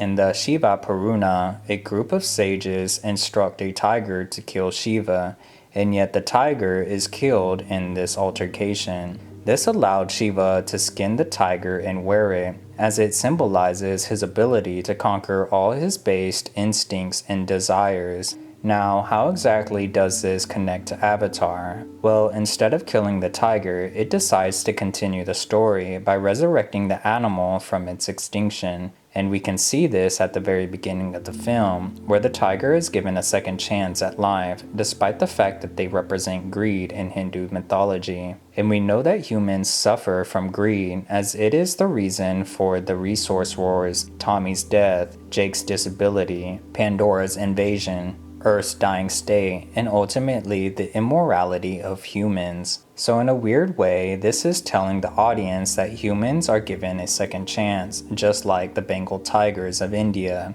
And for Jake specifically, he must undergo a rebirth of his own, not just in the spiritual sense, but also in the physical sense, which is significant given that the avatars resemble both Lord Vishnu and the tigers. Now, some of you might be wondering as to why the avatars resemble Lord Vishnu and not Lord Shiva. Well, it's pretty simple. Shiva is traditionally not portrayed as having blue skin, while Vishnu is always depicted as having blue skin. This is how Vishnu, the protector of the universe, and his avatars resemble the Na'vi species, as they both have blue skin. However, the features of the tiger are a little bit less obvious, but can be seen in their nose, the yellow eyes, and the tiger-striped skin of the Na'vi. This ultimately alludes to the new purpose or dharma of what humans must adhere to strip away their greed for a higher calling by adopting the dharma of a protector that requires them to not think of their own selfish desires, but instead to think of the other sentient beings.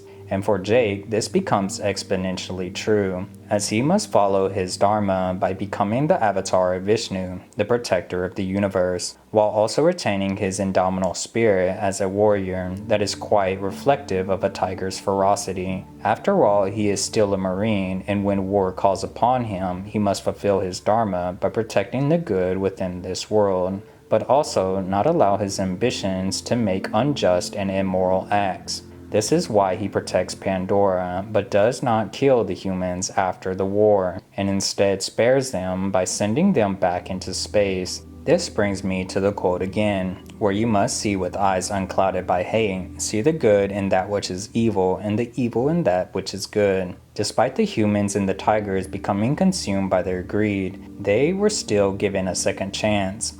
And humanity's second chance comes in the form of the Suhelu, not the actual physical neural link that the Na'vi possess, but the act of truly connecting to one another. Remember, the cure to blinding hate or blinding greed is to see the person in front of you and to recognize both the good and the evil within them, but more importantly, to humanize them and realize that they are worthy of redemption. This is why Jake protecting Pandora against greed was the right move, given that Pandora is a large network of sentient beings connected with one another, and actually allows one to adopt Miyazaki's philosophy more easily. And if humans can learn to integrate this philosophy or even this biology into their own lives, they will begin to cure themselves of the blinding effects of the vices that prevent them from doing virtuous acts. And if Jake decided to stay loyal to the RDA, then he would have doomed all of humanity to the self-destructive nature of greed, given that the humans were pretty much destined to win the fight against the Na'vi, and that the only reason that they lost such a crucial battle was because of Jake fighting alongside them. Now ask yourself, what do you think would happen if the humans won the war over Pandora? Well, we know that Earth is projected to die, and it is even stated by Jake that they killed their own mother, and that Pandora is the future, whether they live there or they simply extract resources from it. Either way, they would essentially kill Pandora just like they did Earth, and yet this would not rid them of their greed. They would still value money over humans. They would still use humans as tools. They would still see trees as unimportant to the oxygen-carbon cycle. They would still be disconnected from the plights of others, and they would still be blinded by their own vices. The only difference is that they would have killed Pandora, or better yet, wasted away the second chance at redemption. Yet instead of falling prey to greed, Jake decided to do the morally right thing to do, by not only protecting Pandora and the inhabitants, but more importantly protecting humanity's second chance at redemption. At the end of the day, the tiger is a living representation of how evil humans can be due to their own greed, and yet they are still worthy of redemption that is worth the time, effort, and love, even if it appears as if they are a lost cause that is doomed to be extinct. However, Hinduism is not the only mythology present within this film, and in fact it draws upon another culture, that being Irish folklore, that can be seen in the Banshees, and is the true catalyst for Jake committing to his dharma. But before I explain this, I need to explain the folklore behind these mystical spirits, so that I can make the connection to Avatar. In Irish folklore, a banshee is a female spirit that calls out to their intended victims of an impending death within their family. They essentially act as a warning sign to their victims that death is looming over one of their loved ones. But how exactly does this represent the banshees within this film? And how is it the true catalyst? Well, let me explain. In the movie, Jake has a broken backstory where he essentially lost everything that he cared about to greed. He lost his brother, his legs, his purpose, his home, and ultimately his hope for humanity. Yet when he goes to Pandora, he quite literally and figuratively gets a new life, where he receives a new family, a new pair of legs, a new purpose, a new home, and of course, his hope for humanity. However, the crossroads of these two worlds comes in the form of the Banshees, where he must decide what life he wants to live and which one he is willing to sacrifice. Does he stay loyal to the RDA by completing the mission, but also giving up his life on Pandora? Or does he synthesize the Navi's mindset into his own in order to leave his old life behind so that something new can blossom in its place? This internal tug of war is reflected in his wrestling match with the Banshee that is trying to kill him, and yet the Banshee will succeed in either killing his old life or his new life. For if he dies, his old life will be spared, but at the cost of his new life being killed. This would result in the Avatar dying and his life on Pandora would come to an end. But if he allows his old life to die, then his new life will be spared as he connects to the Banshee. This will allow him to live on Pandora, but also be the catalyst for him fighting against the RDA, and better yet, greed. This is just but one reference to death that the Banshees represents, as it requires the writer to give up a life. However, I haven't explained why it is the catalyst and how it mimics the Banshees within Irish folklore. So with that said, allow me to explain. When Jake wrestles with the Banshee, he makes the Sahelu in order to save his avatar and ultimately his place in Pandora. Yet, when he makes the connection, he is finally able to fulfill his dream of flying through the air, something that he has yearned for since the beginning of the film. This becomes his greatest anchor that tethers him to Pandora. Quite ironic, really, given that flight is the opposite of being held down by an anchor, and yet flight also reflects his freedom away from greed, as he no longer cares about his old life in a world consumed by greed.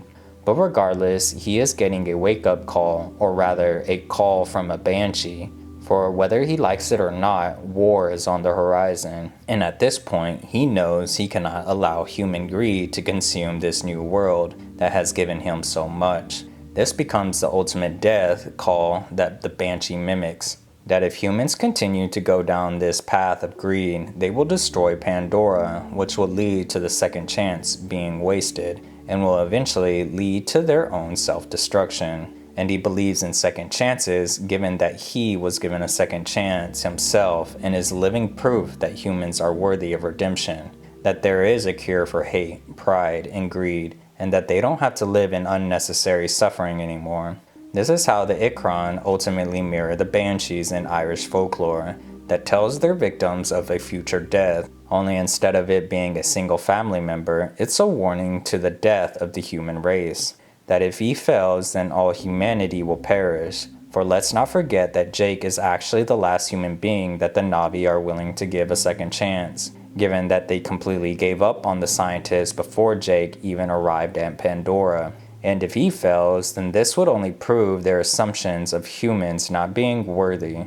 So in a weird way, he is not only fighting for his survival, but also the Na'vi who need him in order to protect Pandora. But more importantly, he is fighting for humanity as well. And if he fails, then they will never be free from their vices like greed. For remember, they need to adopt this idea of Zuhelu, or rather connectedness, in order to cure themselves of vices, to connect with one another, and to truly understand the other person so that you can dispel the vices of hate, greed, and pride. And when he flies, he finally fulfills his dream of being free, of no longer being tethered to the vice of greed that restricts his spirit. And this concept is beautifully illustrated by the flight scene. For remember, a vice is a part of the human condition that controls, restricts, or better yet, acts as a vice grip that holds the human soul from committing acts of virtue. But when he flies, he is no longer held by a vice grip that prevents him from seeing the truth and ultimately being free from the greed of the world. And in the context of him being the avatar of Vishnu, it makes the quote, "I was born to do this," so much more profound. For he is not only talking about his ability to fly, but also his realignment to his dharma, that being the protector of the universe and the avatar of Vishnu. This is why I believe that this moment is the true catalyst for his change of heart, and is what convinced him to protect Pandora, as he finally realized that this is the world that he wants to live in, that isn't yet consumed by greed. Sure, he did it for Neytiri, but it's far more complex than we give him credit for. After all, why would he be willing to give up his new life, his new family, and his new pair of legs, his animal companions, his new purpose, and the second chance for humanity, all things that he already lost when he was a human? So it should come as no surprise that he is not willing to part with those things again for a second time, to waste away his second chance for a false sense of loyalty that does not even save humanity in the end, and will ultimately lead humans to their own extinction. Yet there's one more prominent mythology within Avatar, a god that is ever present within the movie as he hides in plain sight by taking the form of Taruk. And yet I see many people miss out on this crucial symbolism that is not only vital in understanding, but also adds to the overarching theme of redemption, that being the feathered serpent himself, Quetzalcoatl, and is the god of wind, knowledge, art, wisdom, and is known for his love for humanity within Mesoamerican mythology. But before I can explain his significance and how he is related to Taruk, we first must understand Quetzalcoatl's mythology and what part he played within human history. In order to understand his significance as a god, we first must understand the majority of the other gods and how they viewed humans, more specifically human life, for they saw them as a cosmic debt or transaction, which is why many of them demanded human sacrifices. In their eyes, they bled and tore their bodies apart so that they could jumpstart the universe. And when humanity benefited from their sacrifices, they demanded a transactional sacrifice from the humans, so that they could regain their power in order to fulfill their jobs. Whether it be the god of rain who needed tears and lives of children in order to bring back rain to their crops, or perhaps the sun god who needed the hearts of warriors so that he could fight the night and the moon, which would allow him to rise again, thus keeping the sun alive. Now it's important to note that these gods did not hate humans, but they saw them as a source of power, or rather a cog in the wheel, a vital part in the machine that keeps the cosmos running, even if it is immoral to commit acts of evil by sacrificing your fellow human beings for the sake of the machine, so to speak. Sounds familiar? You see, when you overlay this way of thinking onto the antagonist of Avatar, it fits almost perfectly, where humans commit acts of immorality, whether they discard human lives like a broken tool that was not worth fixing, or they kill the lives of the Na'vi so that they could extract their resources. Either way, they are sacrificing sentient beings for the sake of profit and greed,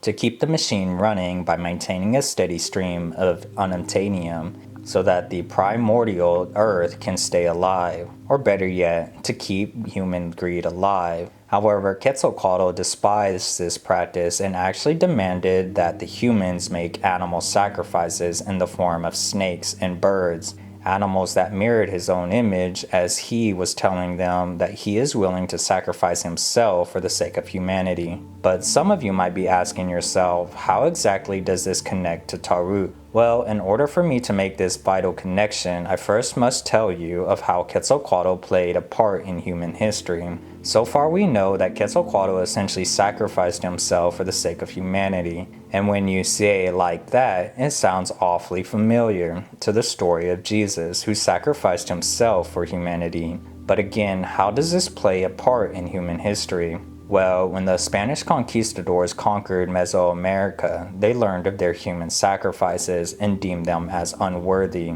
Yet when Christian religious leaders learned of Quetzalcoatl, they used his mythology to show and validate their humanity. People such as Las Casas and Diego Duran, who showed that not all of them believed in human sacrifices and that they were worthy of redemption. This gave many religious leaders the needed ammunition to defend the humanity of the natives. And in a weird way, Quetzalcoatl became the ultimate voucher for their humanity, showing that despite human sacrifices that were going on, there was still a group of people who did not believe in this greedy human transaction. This is how Taruk represents Quetzalcoatl as a divine voucher for one's humanity. But instead of saving the natives, he's here to save the humans from their own cosmic greed. And when he connects to Jake, he sees the virtue within humanity and is even willing to vouch for him as they fly in together as one. And just like Quetzalcoatl vouching for the natives' humanity, so too did Taruk vouching for humans' worthiness for redemption. And just like the Spanish, the Na'vi finally get to witness humanity's best qualities when Taruk accepts him and stands beside him as the sixth Taruk Maktub. And this number is no coincidence when you look at Quetzalcoatl's role when it comes to the creation of humanity. In Mesoamerican mythology, Quetzalcoatl is responsible for creating the eras of humanity, or rather the suns. And as of right now, we are currently in the era of the fifth sun. Without spending too much time on the subject, each sun is a step in human evolution, both physically, emotionally, and mentally. And when you bring this into the context of Avatar, humanity is nearing the end of the fifth sun.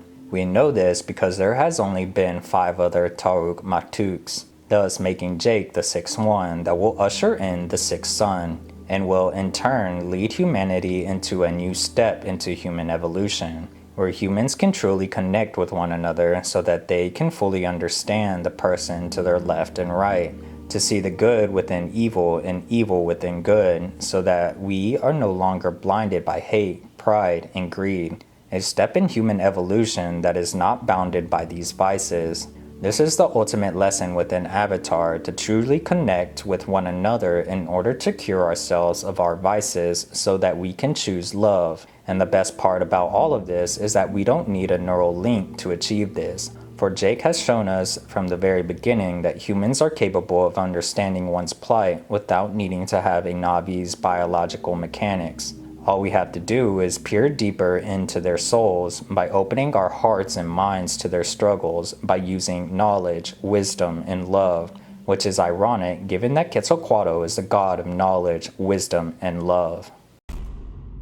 This brings me to my last major point, for it is probably the most difficult observation to accept, for it requires us to understand the plight and struggles of billionaires, or rather people in high places, given that there has only been 5 billionaires between 1900 and 1970, while there has only been roughly 3,000 billionaires since 2025. This means that about 0.00004% of people have been a billionaire since 1900s.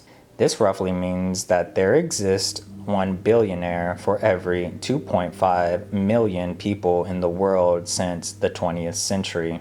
This would make them into a truly isolated group of people that not only separate them from the rest of the world, but also makes them less likely to receive empathy whenever they voice their problems.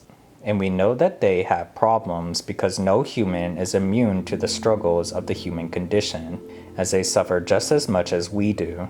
But we, as the majority, do not allow ourselves to sympathize with them because 1, we do not understand their experience, and 2, we perceive them as immune to struggling due to their wealth. And when they voice their struggles, they are often ridiculed or seen as annoying. For how could a person with an immense amount of wealth be struggling? They literally have everything. Or do they?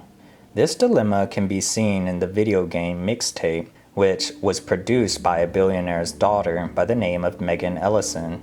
The game is an interesting observation on this subject, as it received 10 out of 10 throughout many game reviews, but also received many negative reviews from the general public for it being an industry plant that is disguised as a fictitious game that did not even earn those good ratings.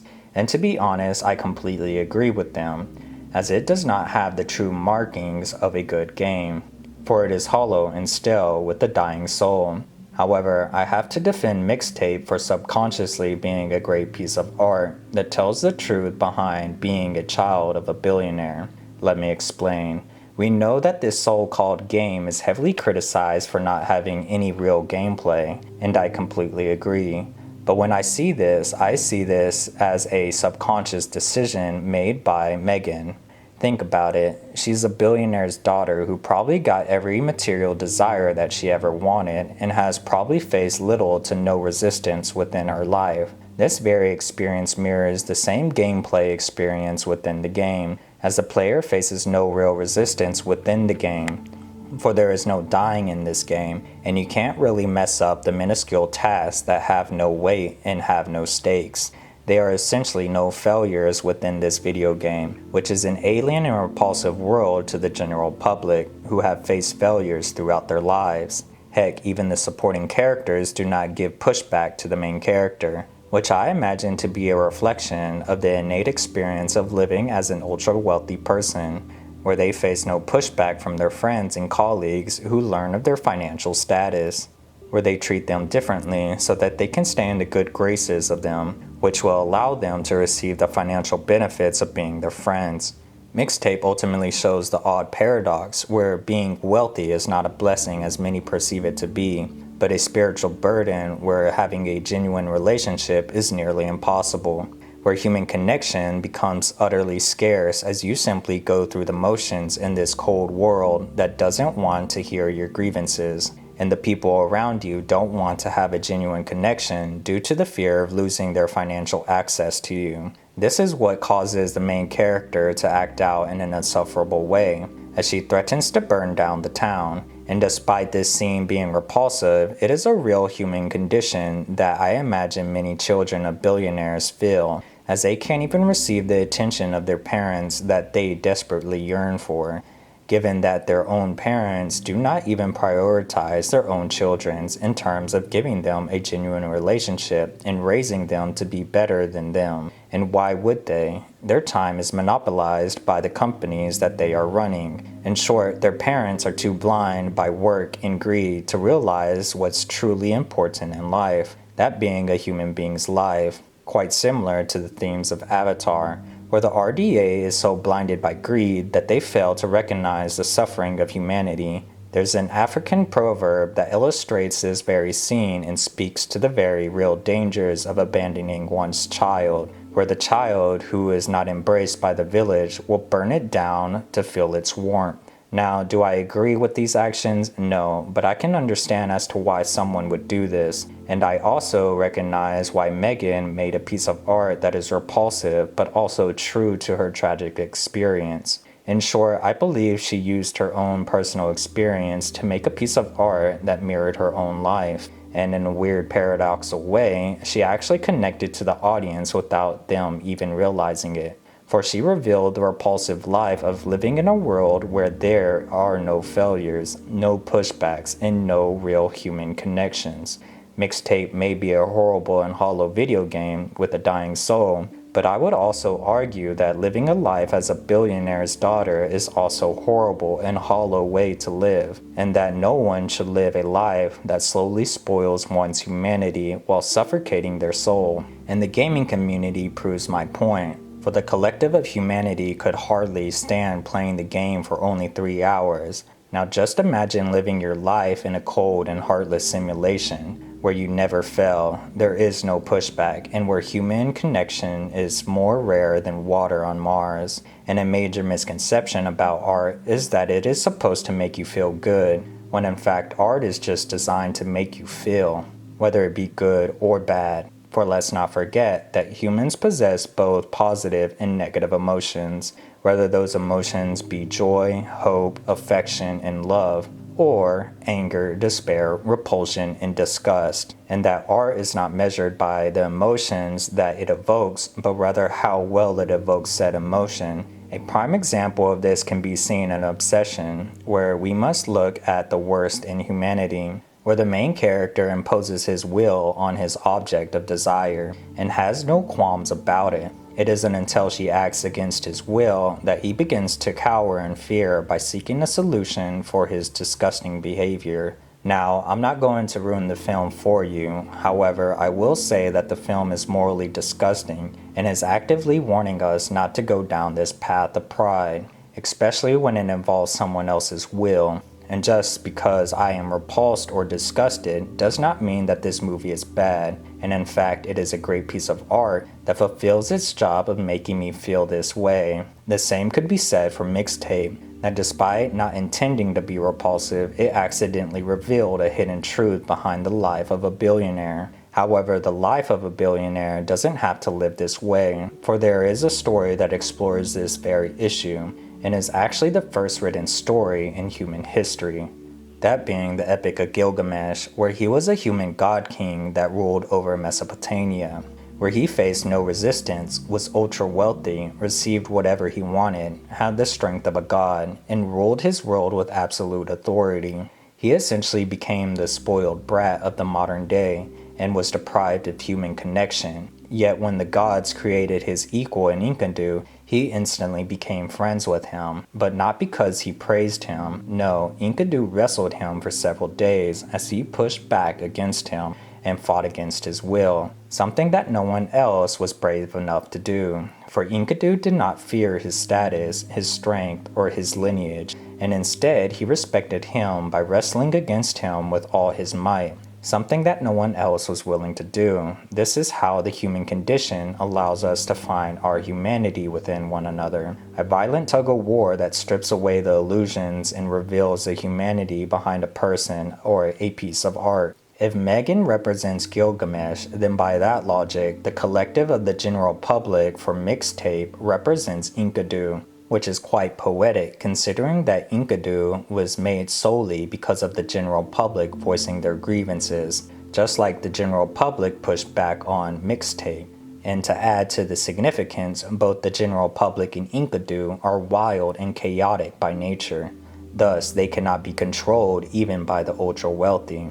This same idea can apply to the war between the RDA and Jake, where the RDA resembles Gilgamesh and Jake resembles Enkidu, who is called upon him to act by the individuals who cry out for his help. After all, Jake becomes the one person that cannot be bought out by the RDA, as he no longer cares about money nor the medical procedure that they had promised him. He is also not intimidated by the overwhelming godlike power, and yet he goes to war with them as he wrestles and fights for the humanity and his own people, by not allowing them to stay in the heavens as sky people, but reminds them that they are human beings made from the clay of the earth. And again, by saving Pandora, he actually proves that humans can be good, but more importantly, he is also able to preserve humanity's second chance at redemption. With all that said, you must see with eyes unclouded by hate. See the good in that which is evil, and the evil in that which is good.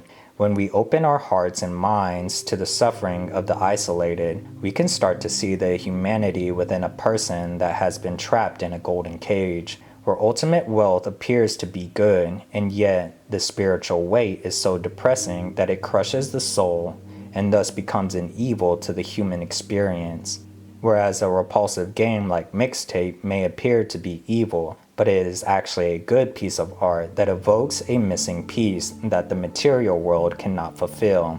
This brings me back to Avatar, where many criticize the message of the movie because it comes from a billionaire. But like I said, truth leaks out when an artist is honest and genuine with their artwork. This allows their subconscious to write out their raw experience that they have lived through. And just because a billionaire writes about the destructive nature of greed does not mean that his lesson is any less true. This is an ad hominem fallacy where the argument attacks the messenger rather than the actual message. Just because a doctor smokes cigarettes and tells you that cigarettes cause cancer does not make his statement any less false because he is a hypocrite. In fact, in an odd way, it gives him a personal experience that adds to his testimony. This, of course, does not absolve them of their actions and should not be followed, but at the same time, we should not disregard their lesson by discarding their knowledge and wisdom. This faulty logic is self-destructive as it prevents you from seeing the truth. If I was to say that lying is not good for a relationship because it hides the truth and builds your relationship on a foundation of lies, but then someone comes along and says, don't listen to him, he has lied before, why would you listen to a hypocrite? In fact, why would you listen to anybody when it comes to a lie? Anything that they say would make them a hypocrite. Therefore, no one can say anything about the concept of a lie, and thus preventing anybody from seeing the truth. In short, this creates a cage for everyone where they are not allowed to wrestle with the concept of a lie. which is a very real human condition, and thus strips away our ability to see the humanity within one another. This is what it means to see with eyes unclouded, whether it be hate, pride, or greed. At the end of the day, we must find the humanity within each other by wrestling with these confusing and complex gray areas that is known as the human condition. Only then can we cure ourselves of hate, pride, and greed by truly understanding the other and making a genuine connection that will lead us closer to the truth. In conclusion, Avatar is a masterpiece in its own right that explores the dangers of the human condition, while also providing the moral lesson that we as humans need to make genuine connections with one another, so that we can cure ourselves from the blinding effects of greed that will ultimately lead us towards our own self-destruction. Now, it might seem as if I am defending Avatar, and well, you're correct. I am defending Avatar because I believe it to be a masterpiece that should be explored and explained. However, I just want to make something clear that I would defend any of these stories that were being unjustly misrepresented. This includes Avatar, The Epic of Gilgamesh, Mixtape, Obsession, or even Princess Mononoke. Now, some of you might be asking yourself as to why I would defend any of these works of art, such as Mixtape or perhaps Avatar. Well, in order to explain my reasoning, I need to show you the value of each of these stories as I draw upon their moral lessons so that I can synthesize them into a newfound moral lesson, where at the core of these moral lessons gravitate knowledge and wisdom into the direction of a deeper truth that no singular story is able to provide us with on its own. Let's begin with Avatar, where the major lesson at play is how greed can blind us into committing acts of immorality, as we reduce complex organisms into simple traits that we find repulsive, so that we can discard and even kill them without any qualms, where we devalue living obstacles so that we can remove them for the sake of greed. And at the core of this moral lesson, we learn the dangers of oversimplification, which allows us to commit these atrocities. Now then, let's move on to Princess Mononoke, where the moral of the lesson is spoken through the quote, where you must see with eyes unclouded by hate, see the good in that which is evil, and the evil in that which is good. Pledge yourself to neither side, but vow instead to preserve the balance that exists between the two. Where the first sentence is telling us that hate can also blind us into committing acts of immorality, for it allows us to reduce a human into a one-dimensional character that is easier to dismiss and hate, essentially stripping them of their complexity and humanity as we oversimplify them into a singular act that we find repulsive. When we synthesize these two moral lessons, we receive a new moral lesson, where vice as a whole can blind us into doing immoral acts. Now, before I explain the other two sentences, let's move on to the movie Obsession, where the moral of the lesson is that desire without respect destroys both the subject and the object. But again, let's peer deeper into the core moral lesson by fusing these morals of the story with the new lesson from the last. But in order to do this, we need to remember what respect means, for respect requires one to understand the good and the bad of an entity and act wisely in accordance with this knowledge. I'll make a quick example by demonstrating my respect for wolves, where I should acknowledge that wolves have a place in the ecosystem and therefore are good for the environment. But I should also acknowledge them as a very real threat to my life, and therefore I should not provoke them, as that would be very bad for my health. Notice that respect requires one to understand the good and bad of an entity, or even an idea. This fits perfectly with Miyazaki's second sentence. But before I explain why this is true, let's look at obsession and how they illustrate this danger of oversimplifying someone to one action. And we can see this when Nikki is reduced to a single action, where she is forced to love the main character, and even though love is a virtue, it becomes a twisted version of itself as it lacks free will. For a virtue like love is not an obligation, but a choice. Once you force someone to act virtuous, it becomes a vice that strips away their free will and ultimately their ability to be virtuous, where virtue requires you to do the morally right action despite your ability to do the wrong action. This is what it truly means to be virtuous. But if you strip away someone's free will, you eliminate the human condition and thus the opportunity to do the right thing in spite of the immoral gratification of doing the wrong thing. And in the context of obsession, we see this firsthand, where Nikki is reduced into one singular action by a wicked wish. An action that strips away her freedom and agency, which in turn removes her humanity and leaves behind a soulless and hollow husk of a person. The imagery of her silhouette fits this philosophy perfectly, as she is compressed into an oversimplified version of herself that is void of the human condition. This illustrates the importance of Miyazaki's quote, particularly the second sentence, which highlights the importance of recognizing the good and evil within a person. For if good is the light and evil is the dark, we need both to humanize a person in order to say, I see you. Just like an artist needs to use both his light and dark to illustrate a human face that is complex and not simple, like, say, a silhouette. When we do this, we can see why oversimplifying a person to a single action is immoral and wrong, thus creating a new synthesized moral lesson where we need to recognize that humans are complex entities and should not be reduced to one singular action, even if it is virtue, like love.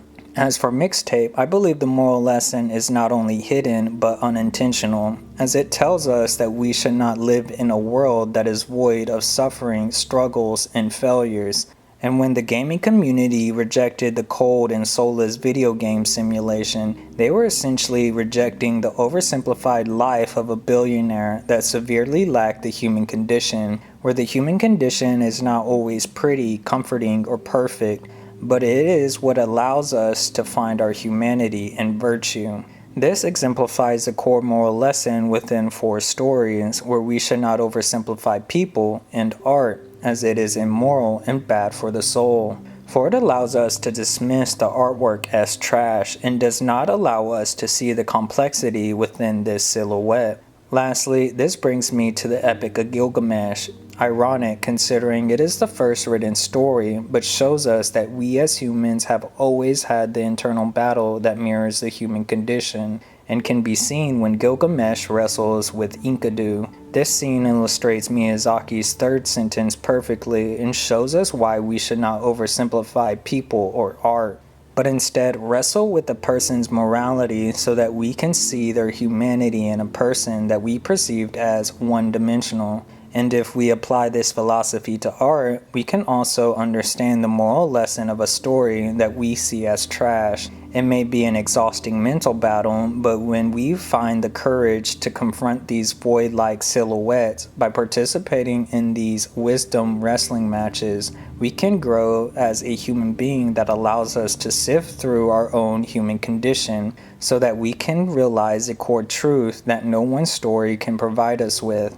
Like I said, we can synthesize morals so that we can come to a newfound moral lesson, and in this case, when we dehumanize an enemy, we not only dehumanize the person that we are casting judgment on, but we also dehumanize ourselves as we imprison the one part of ourselves that is willing to connect to them, even if it is a negative quality of ourselves. For when we demoralize art, we also demoralize a part of our human condition that would otherwise allow us to recognize the moral lessons of the story. To wrestle with a person or a piece of art means you cannot simply pledge yourself to a lazy conclusion. You cannot casually dismiss an artwork as trash, reduce a person to a single action, demonize an enemy, cower in fear from our own failures, flatten an ecosystem into cash, or even oversimplify a masterpiece.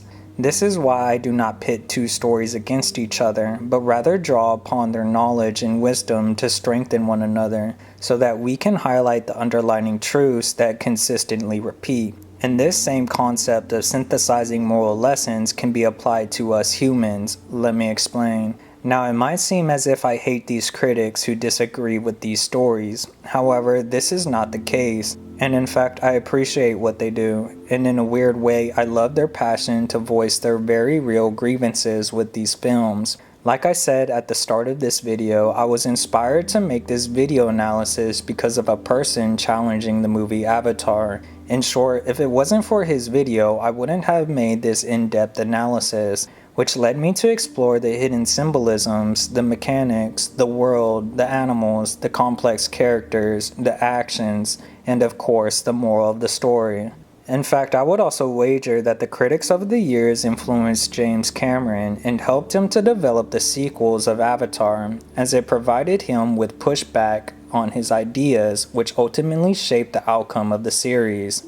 The way I see it is that we as humans need to express our emotions, thoughts, and ideas to one another as we push up against each other so that we can inch closer towards the truth and out of this chasm of lies. In the end, you must see with eyes unclouded by hate. See the good in that which is evil, and the evil in that which is good.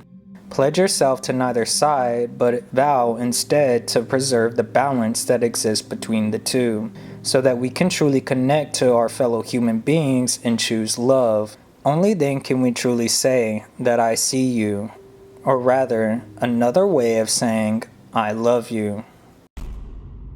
Now, when making this video, I did not intend to make a whole section solely dedicated to war, and given that this is a bonus section, this concept does not necessarily apply to Avatar only, and in fact applies to many stories across the world, for I believe war to be the physical manifestation of the human condition that is amplified onto a large scale. This is why I believe that people from all across the world gravitate towards war, as it draws upon the human condition, which is a universal experience. Now, some of you might be asking yourself, what exactly is the human condition? Well, my best definition for the human condition is the ongoing war between a human's physical self-preservation and their moral obligation that sustains their humanity. This is how we can connect to the large-scale battles that is war, whether it be betrayal, fear, rage, or our protective nature, sacrifice, loss, grief, hope, humanity, and love. And when we look at storytelling, we can see this firsthand, as the most resonating stories in history incorporate war, whether war was at the center of the story or that war shaped the narrative of the story. Either way, war has an alarming presence within many of our stories across the ages, from the ancient epics of the past to the modern-day games. War has utterly dominated our stories as they speak to our soul and evoke what truly matters. When we look at the ancient works from all across the world, we see the war stories dominate 80 to 90% of the stories, while also withstanding the test of time. Literary works such as the Epic of Gilgamesh, the Condending of Horus and Seth, the Ramayana, the Journey to the West, the Book of Exodus, the Iliad, the Odyssey, the Aeneid, the Poetic Edda, Beowulf, the story of King Arthur, and many more. These stories were vital in humanity as it allowed early humans to grasp with their own mortality, while also fighting for a future that was beyond their own. Yet in order to do this, they needed to dominate nature in the form of monsters, and destroy other nations in order to secure their spot in history.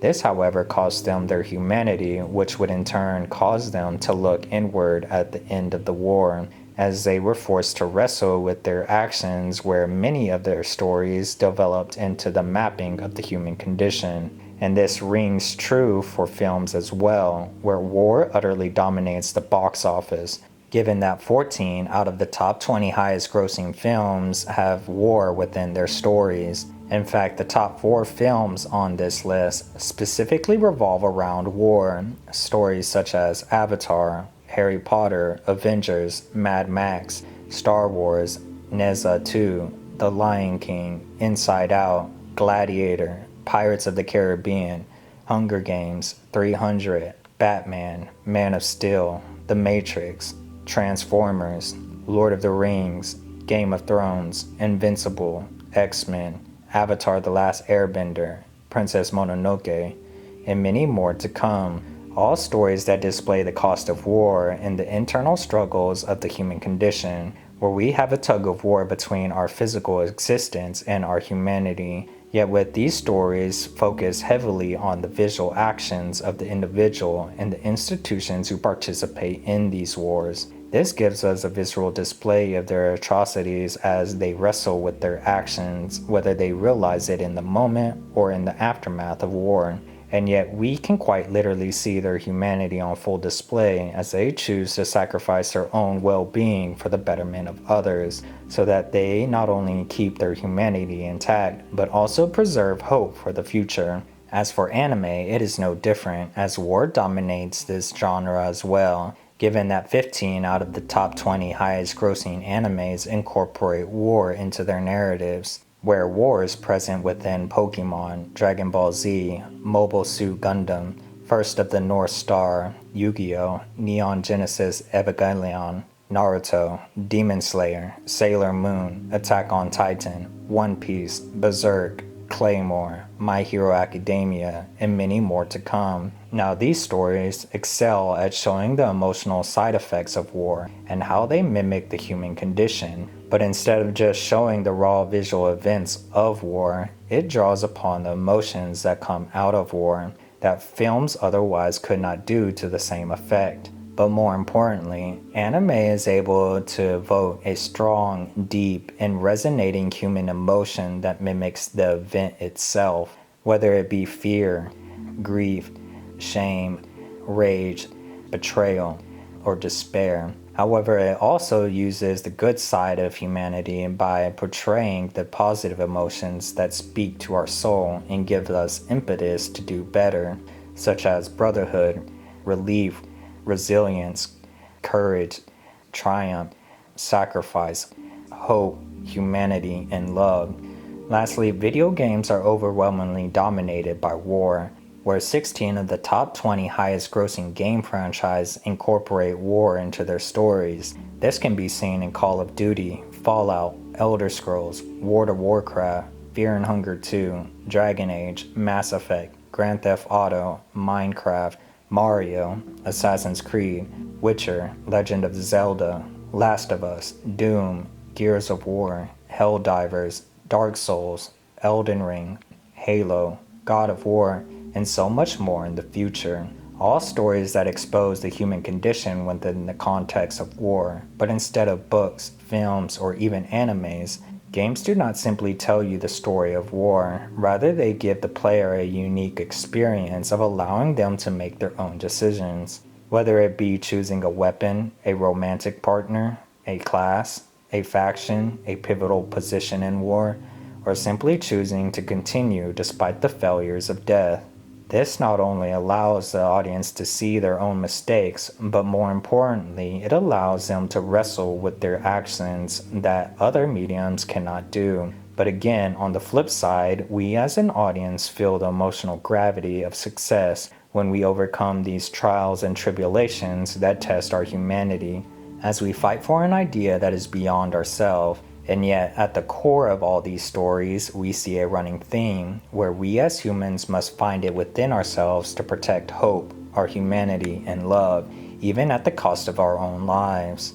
For what's the point of living if we lose these three virtues? In fact, one could argue that the real war is between relinquishing our virtues in favor of self-preservation and protecting these virtues so that we can retain our humanity, essentially the human condition. Let's not forget that Moses fought for his love of his people. Odysseus fought for his love for his family. Luke Skywalker fought for the love of his father. Ashitaka fought for his love for all of humanity and the spirits. Goku fought for the love of his friends and family. Luffy fought for the love for all his crew. Marcus Phoenix fought for the love for all his friends and family. And Kratos fought for the love for all his newfound family. As a result, these stories draw upon the human condition. This ultimately helps us to discover these three virtues, but more importantly, it helps us to cherish them with all our soul. A virtue like hope can only be felt when we reach our lowest point of despair. For without despair, there cannot be hope. Our humanity can only be exercised when atrocities have been made. For forgiveness and redemption can only be given to those who have made transgressions. And lastly, love is only truly cherished when we are stricken by the numbing effects of grief and loss. To grieve deeply is to have love fully. In the end, human beings may be imperfect, complex, and filled with vices as we seek to preserve ourselves from the horrors of the world, and yet our moral obligation that sustains our humanity calls upon us, choosing hope, humanity, and love. This becomes the ultimate reason as to why humanity will always be worthy of redemption.